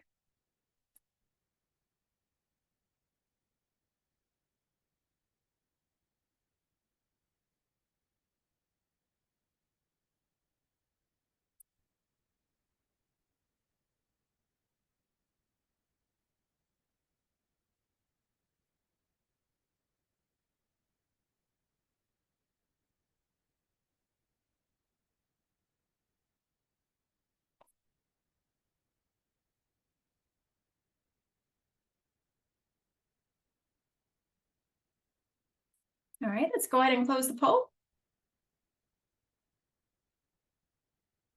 Well, I think you guys did pretty good. I would say this is concise. It's not really clear. We have some words in there that could be left to opinion, such as recently. And it's somewhat factual. It says it wasn't cooled to 41 before it was put in the case, but it is unclear how long it cooled or how long it was out of temperature. And it doesn't all clarify what kind of chicken was it. Was it a cooked whole chicken or a rotisserie chicken, or was it canned chicken that had been put in a chicken salad? And it definitely did not get the responsible part. You guys are right. I mean, how was public health protected here? If something happened, we don't know what it was.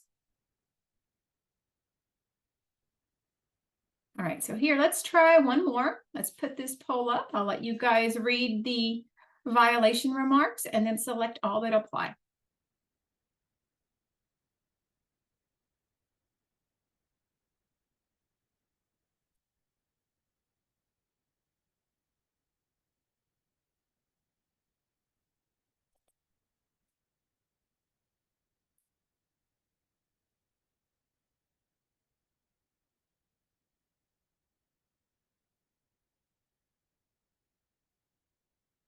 All right, let's close the poll and see how you did.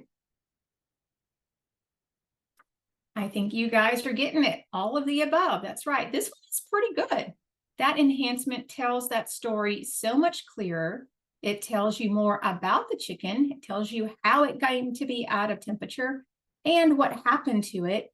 Plus, it gives you that responsibility statement. So hopefully you can provide some coaching and this violation doesn't happen again in the future. All right, so the ideal enhancement, to recap, it is factual and impartial. It is objective.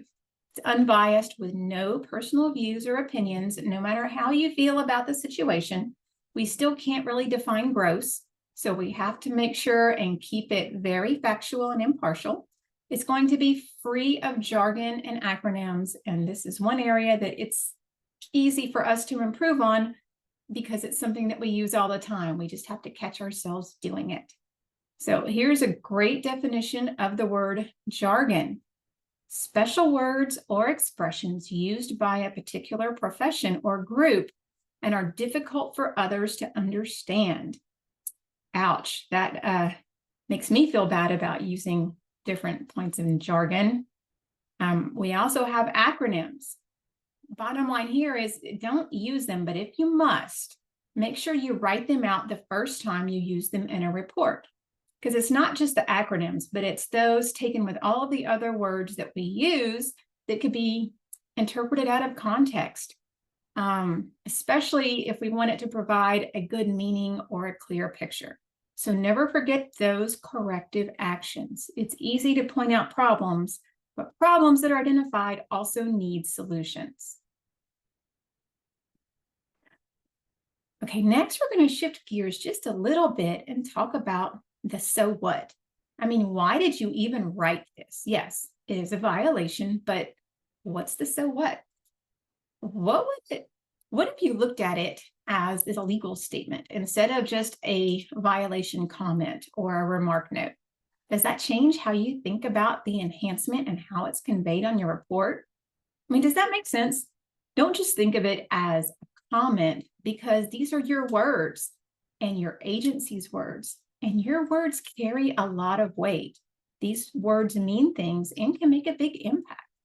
So that regulatory statement, why did you even write it? What is that so what? You need to make sure it's a summary of the violation of what occurred, and make sure it's written in that manner that the owner or person in charge understands, even if they weren't physically present. Do they understand the significance of this violation to food safety? When taken in totality, it provides a snapshot in the historical chain of events. There may be a point where you need this historical chain of events for a compliance issue or future litigation. Methods to communicate the compliance issues to the food establishment so that they have this better understanding of what you saw, why it was out of compliance, and why it's important.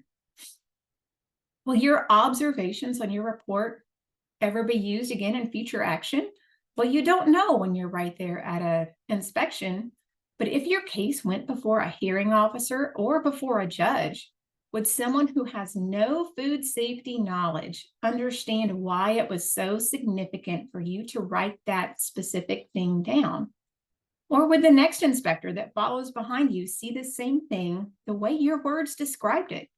Long-term corrective actions need clarity of what happened before and the history of that violation's occurrence. And when it comes to those corrective actions, well, why do we want those? Why do we even need a corrective action? Well, it's one of our missions to ensure a safe and wholesome food supply. We're there to prevent illness. You are out there achieving that mission day in and day out. but you were the only one that knows what happened.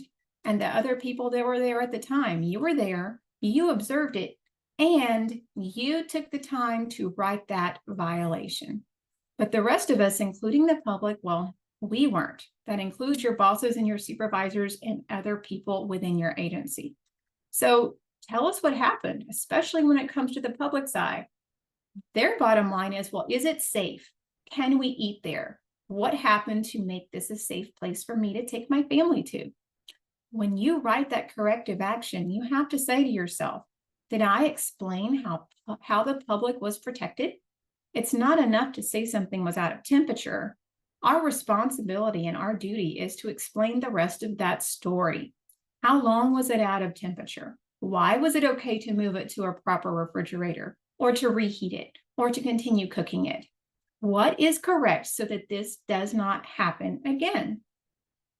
Okay, so here's another exercise where I want you to close your eyes and just listen and tell me if this statement clearly demonstrates that public health was protected using a scientifically valid action. Internal temperature of turkey breast in deli case taken with a calibrated probe thermometer was 49 degrees.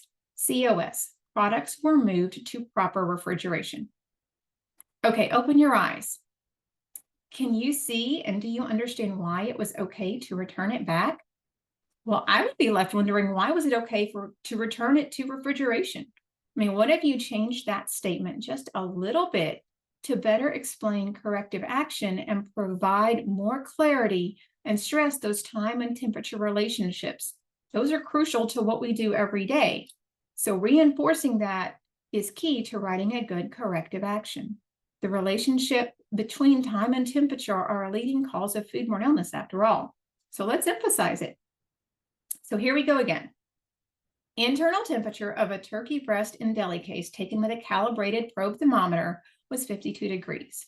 Corrective action. Turkey was relocated to proper refrigerator as it was above 41 degrees for less than 4 hours. Is that any better? If you picked up and read that report in 3 years or 3 months, would you know why it was okay to return it? Does it make sense? So let's challenge ourselves to do better with these statements. If you're not already doing it, explain that time and temperature a little bit clearer and a little bit more to provide clarity in that enhancement, your regulatory statement. After all, your very well-trained minds and eyes saw something that you identified as a violation, as out of compliance. So that makes it your responsibility to capture that in your own words as to what you saw and what was done about it to close that loop. Okay, so here's a practice to work on closing that loop. Let's read this violation together.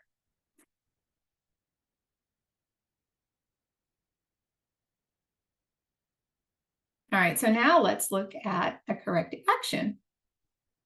Okay, it's good, but let's try it one more time.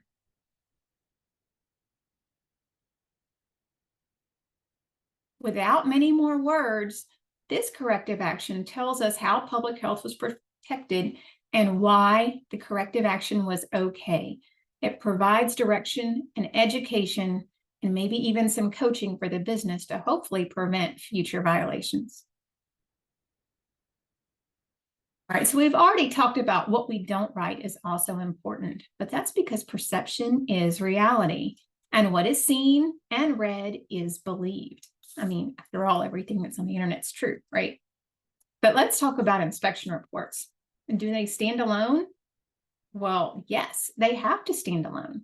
The report and the citation enhancement together, those violation remarks are important because perception equals reality. And what you write is perceived to be the final outcome. So what is said, and most importantly, what is left unsaid becomes reality. I mean, what about the things that you don't say? If it's important enough to communicate and to write down, you want to make it clear. Because if you don't say it, obviously, it wasn't very important. So make sure if it's important enough to communicate, it's written down clearly and concisely, factually, and responsibly. We want these reports to be clear as day.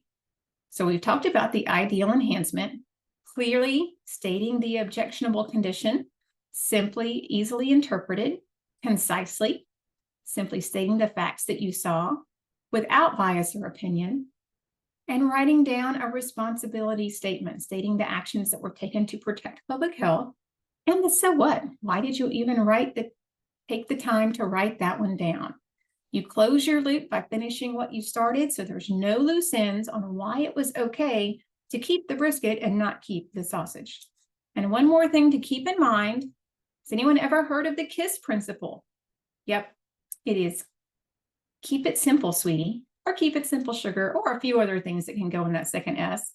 But our jargon and acronyms, that daily vernacular, may not be clear to the person reading it.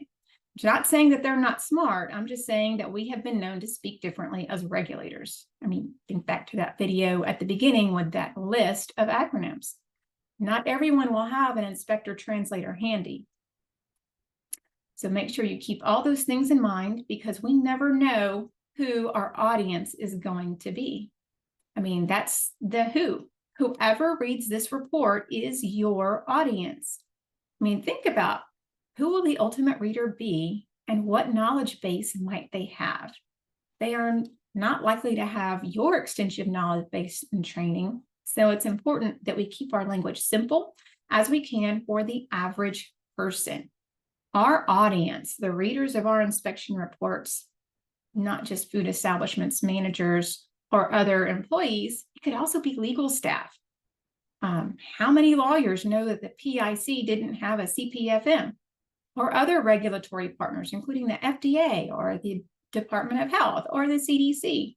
It could be other industry partners or associations. It could even be the media or consumer groups that are looking at some allergen-related information. The takeaway is that you never really know who that audience is going to be, which is the reason why it is important to write those enhancements, those regulatory statements clearly, concisely, factually, and responsibly. And as we talk about our audience, we have to talk about something else that's important. The public now in a lot of agencies has instant access to inspection reports. I mean, we pride ourselves on full transparency, right? But think about that, online reports. Once it's put online, now it is free to be read and misinterpreted if it's clear as mud, or read and understood if it's clear as day. All right, we have one more quick poll. Does your agency post inspection reports online?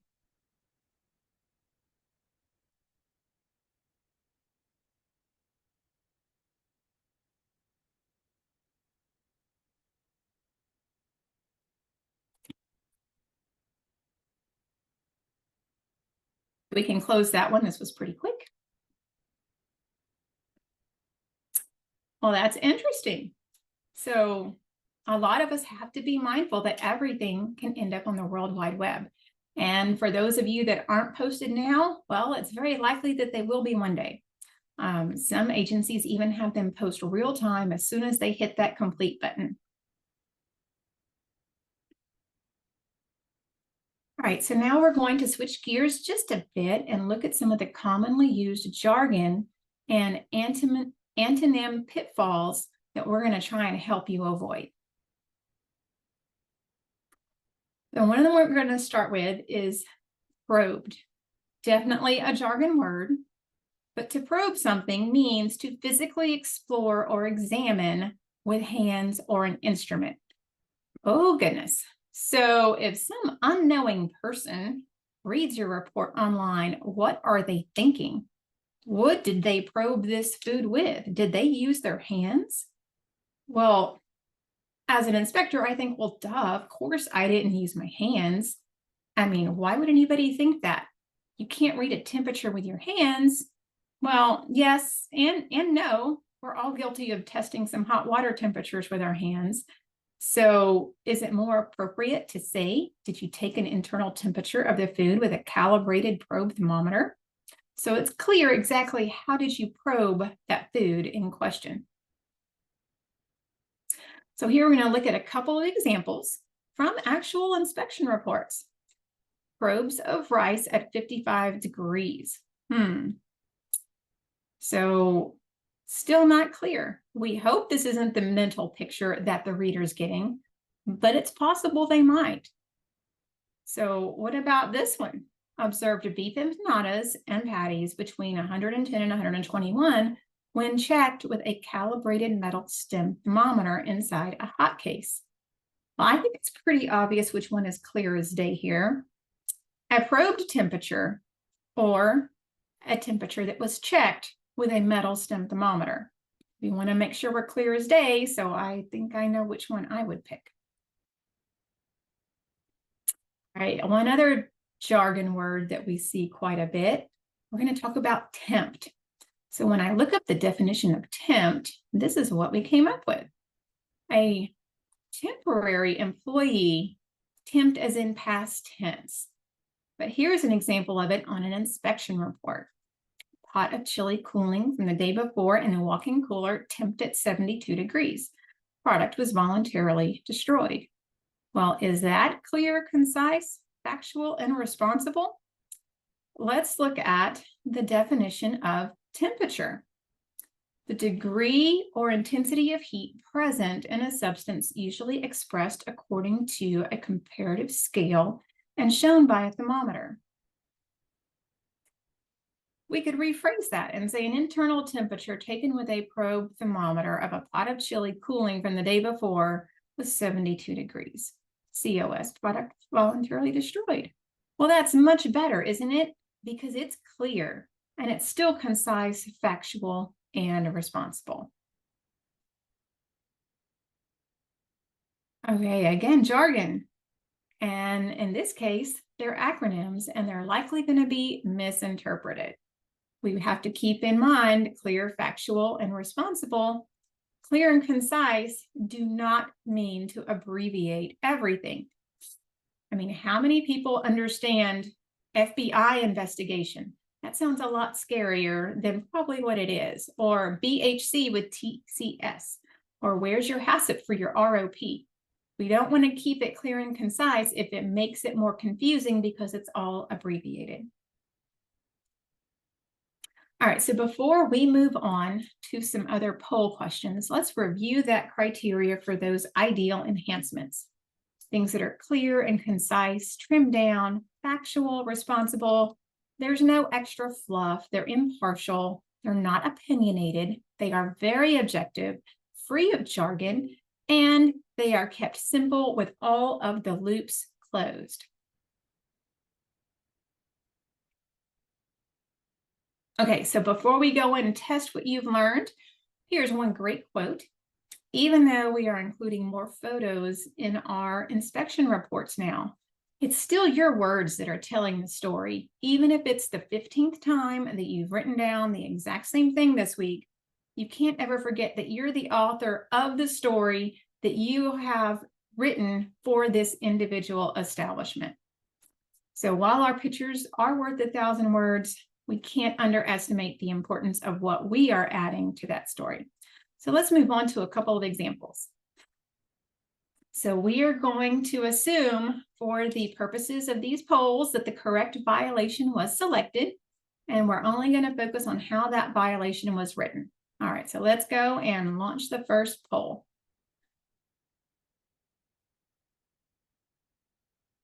Employee observed rinsing hands with only water and then drying hands on apron and pants before returning to cutting bread.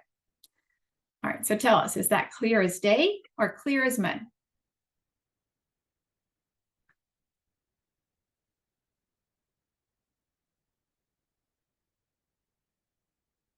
All right, let's close the poll.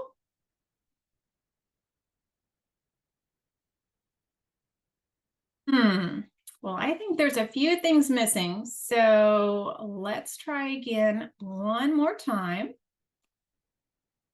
Our next one, employee observed rinsing hands with only water and then drying hands on apron and pants before cutting bread. With a corrective action, spoke to owner about proper hand washing. Bread was discarded. So while we had a good remark, how do you guys feel about adding in this corrective action?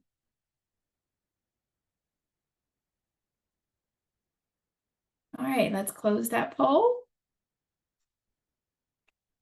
Great. I think you guys are getting it. Adding just a little extra bit of responsibility statement to a clearly, concisely, factually written remark makes a big difference. But there is more when we are at a business. We're going to be doing our correct written words to augment that report, but we also verbalize ourselves. No inspection report stands alone when it comes to the actual inspection. It's true that your written story will likely be read by someone that was not at the inspection in person, but the way that you verbally describe your report results to the person in charge is critical. We can't lose sight of continuing to be clear, concise, factual, and responsible, and avoid saying the jargon and acronyms that might just roll off our tongue even if we didn't put them in words. We also balance this with education, experience, and familiarity. Familiarity become a roadblock to good verbal communication. Well, as we become more familiar with something or someone, we might simplify it in our minds or abbreviate the way we refer to that subject. Familiarity grows with the people that we're exposed to and to the information that we have day in and day out. So here's one example from our friends down in Florida. Now, me personally, I don't know Dave that well, but I would have a good idea of who Dave is and that he is an important person in the Florida food safety landscape by reading that he is David Marshall, the environmental manager of the Florida Department of Agriculture and Consumer Services Retail Food Program. However, if you work with Dave, that's not going to be how you refer to him. You might call him Mr. Marshall or Director Marshall. Now, some of you may have already known that this is Dave because you're familiar with him, but others may not be. So as you get to know the subject, you might find yourself shortening the way that you refer to that subject, such as Mr. Dave or David Marshall, and it becomes more and more familiar to you. You might find yourself even coming up with the most familiar of names like Dave. And if you're speaking to someone who isn't as familiar with the person or the subject, we can leave them in the dark when we use our familiar terms. As an example, in the realm of inspections, if your agency requires someone higher up like Dave to approve something, it leaves people puzzled if they don't know who Dave is. And you tell them, well, a change in your risk control plan must be approved in writing by Dave, as opposed to a change in your risk control plan must be approved by the environmental manager of the Florida Department of Agriculture and Consumer Services, David Marshall. So see how that familiarity can change that message? This is also true for the way that we talk about some subjects that are familiar to those of us who graduated from Food Code University, that is. So if we think about the hazards of ROP when we're explaining it, what's actually understood by the operator? Could we say CBOT, or it's botulinum, or even Botox, which sounds a lot like a beauty enhancement that a lot of people use? Or just use the word botulism. Which one of these familiar terms is going to have the most impact when you are expressing this to the operator?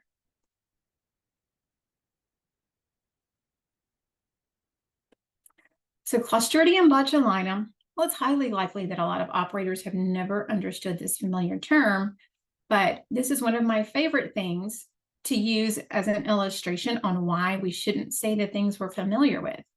Because we say CBOT, but does the operator hear CBOT? So now whenever I hear the term CBOT, I will forever see this picture, but it does get that point across that we can't be too familiar when we are expressing our communication in a food establishment. And here's another one that may not initially be clear, although it's one that we use very frequently.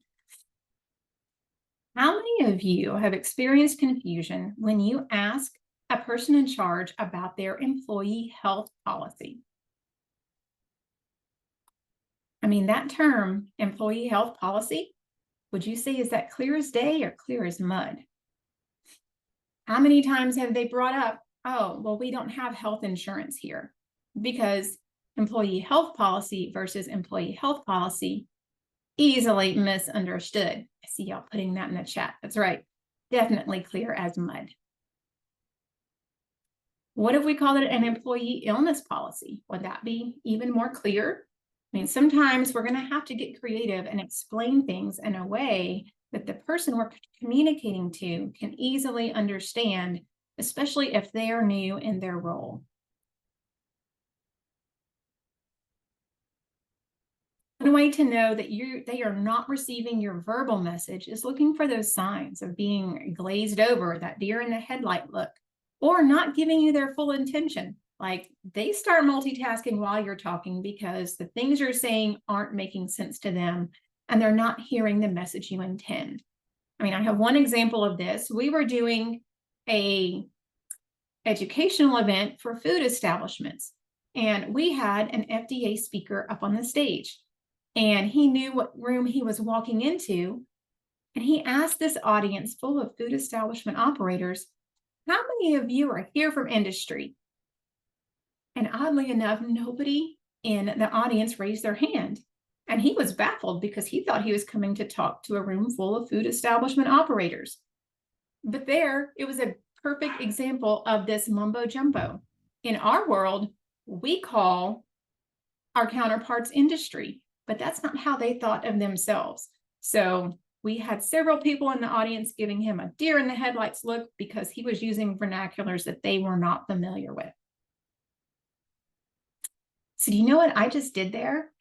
I told a pocket story. This is a little story that's used to illustrate a point. You know how the situation you are explaining has been understood before, maybe in a different business, or how the situation was used in order to fix it. And you can use that story to make your point clearer. Well, if you have a story like that, use it. Keep those pocket stories ready so that you can whip them out and you can harness your message.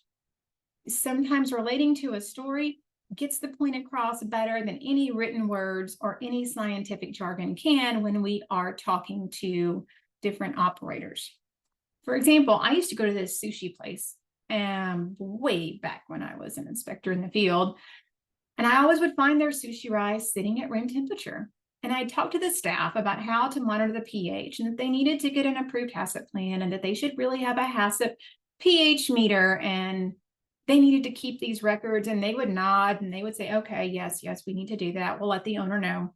But then when I would go back, it would be the same old thing over and over. So one day when I asked them, why aren't they trying to come into compliance because they're about to get into some hot water with enforcement action, the owner called me and he explained, well, they have a process. That rice is cooked the night before. They only use it for lunch.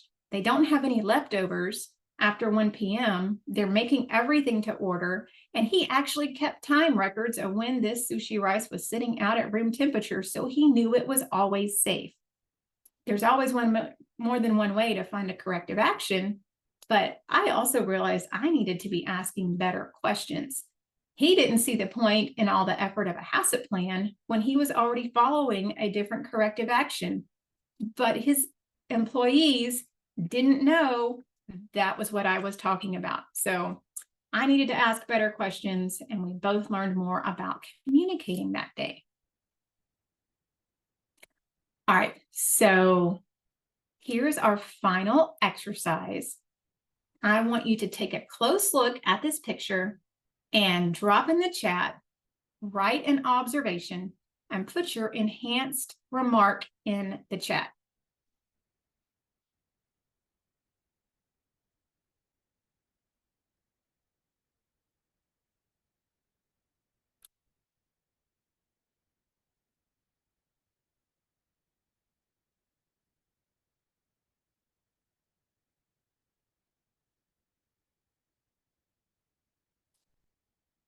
All right, so I saw a good start there. Cockroaches in the hand sink paper towel holder.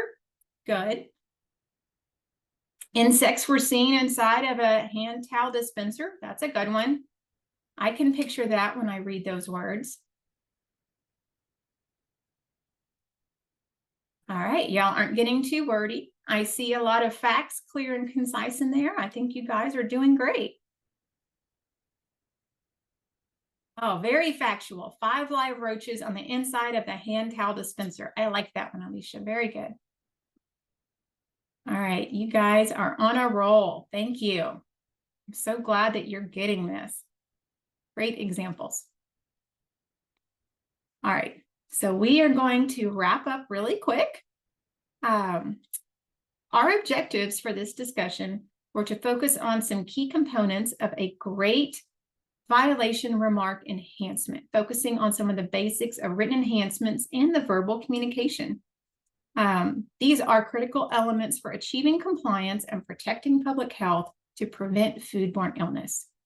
Clear, concise, factual, and responsible. Don't forget your so what, closing your loops, keeping it simple, and that verbal communication cannot be underestimated when it goes along with what you are telling your operators. All right, so that brings us to the end of this presentation. I want to have a special thanks to Carolina from AFDO and Carla from Florida for providing us this original presentation to use for Bootcamp today. Again, my name's Deanna. My email address is down there at the bottom. And do you have any questions? We have just a few minutes, I think, Jeff, right? Yes, ma'am. Thank you, Deanna. So we do have a couple of questions. We have anonymous attendee would like to know, is corrective action required for every documented violation? Well, what I'm going to say is you follow your department policy and procedure. So the way that we write this documentation on our inspection reports, it is influenced by what your agency wants you to do. We always want to give more attention to those foodborne illness risk factors, but the bottom line is you're going to need to do what your boss and your department are required. Agreed. And the next question is, if you inspect an illness complaint, is it a good idea to note the thermometer was calibrated on site before the inspection?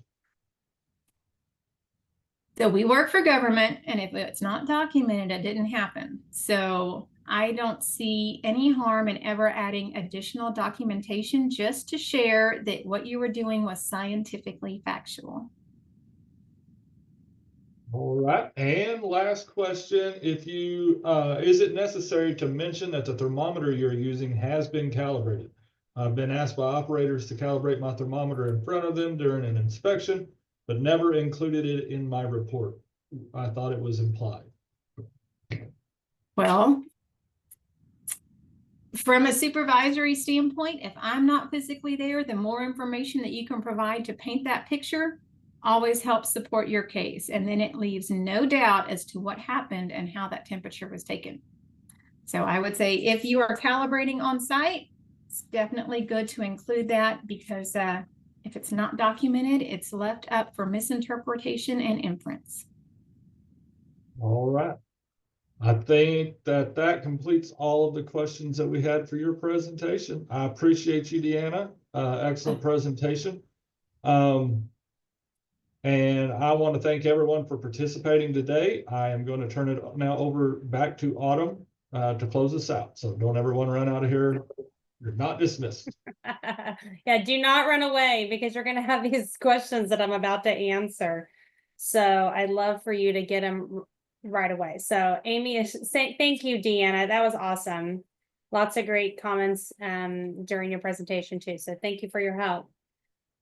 So these are the objectives that we covered today. I'm sure that you all feel more educated, more informed, maybe reinforced some of the things that you know. So I'm really happy that you joined us today. On the next slide, you will see all the questions and answers that you're probably wanting to know. So there's an evaluation link that has just been posted. I would really like to hear your feedback, because these presentations are for you. So if they are covering things that need to be covered, fantastic. If there are things that are missing, we want to know. There's a work group that helps work on next year's content. We have repeated a lot of things because we know that what we have, we feel is a real good base. And so we just want to hear from you what you thought. about everything. There is my equipment presentation link again at the bottom here too, if you wanted to give to your management for newbies that come through. So look at that as well.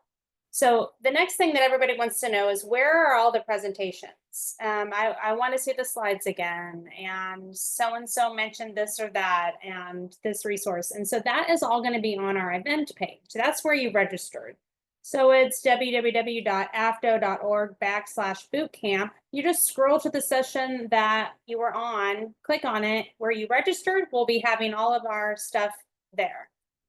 Everyone will get a certificate of attendance. If you need it for a CEU, great, you'll have it. If you don't need it, fine. And everyone wants to know about recording. The recordings are for the attendees. So if your friend missed it, encourage them to come next year. If you missed something because your computer went down or your boss grabbed you and you had to step away for a minute, you can review those. So at the end of the month, we will be sending the recording link and the password to the attendees for the sessions that you attended. So hopefully with all of those things, you feel more comfortable leaving this session knowing that you're going to be getting some things in the future, some additional information. So with the next slide, you'll get to see the work group that worked tirelessly, really since 2021, on the content, and it's been tweaked and revisited each year. And so I just want to thank everyone. Jeff's on this list and Adam's on this list, so they're double dutying. Jeff was our moderator, Adam was a speaker. So I was really happy to be able to utilize them as well. And on the last slide, you'll see our funding source for this that made it free for everyone. We are funded by the FDA. So if you want to switch to the next slide, you can see that. We appreciate everyone being here. We love boot camp. We love having you all here. Tell your friends. Christina, drop the evaluation link in there again. I really do want to hear what you have to say. And please join us on our other training. That's all I got. Thank you for being here.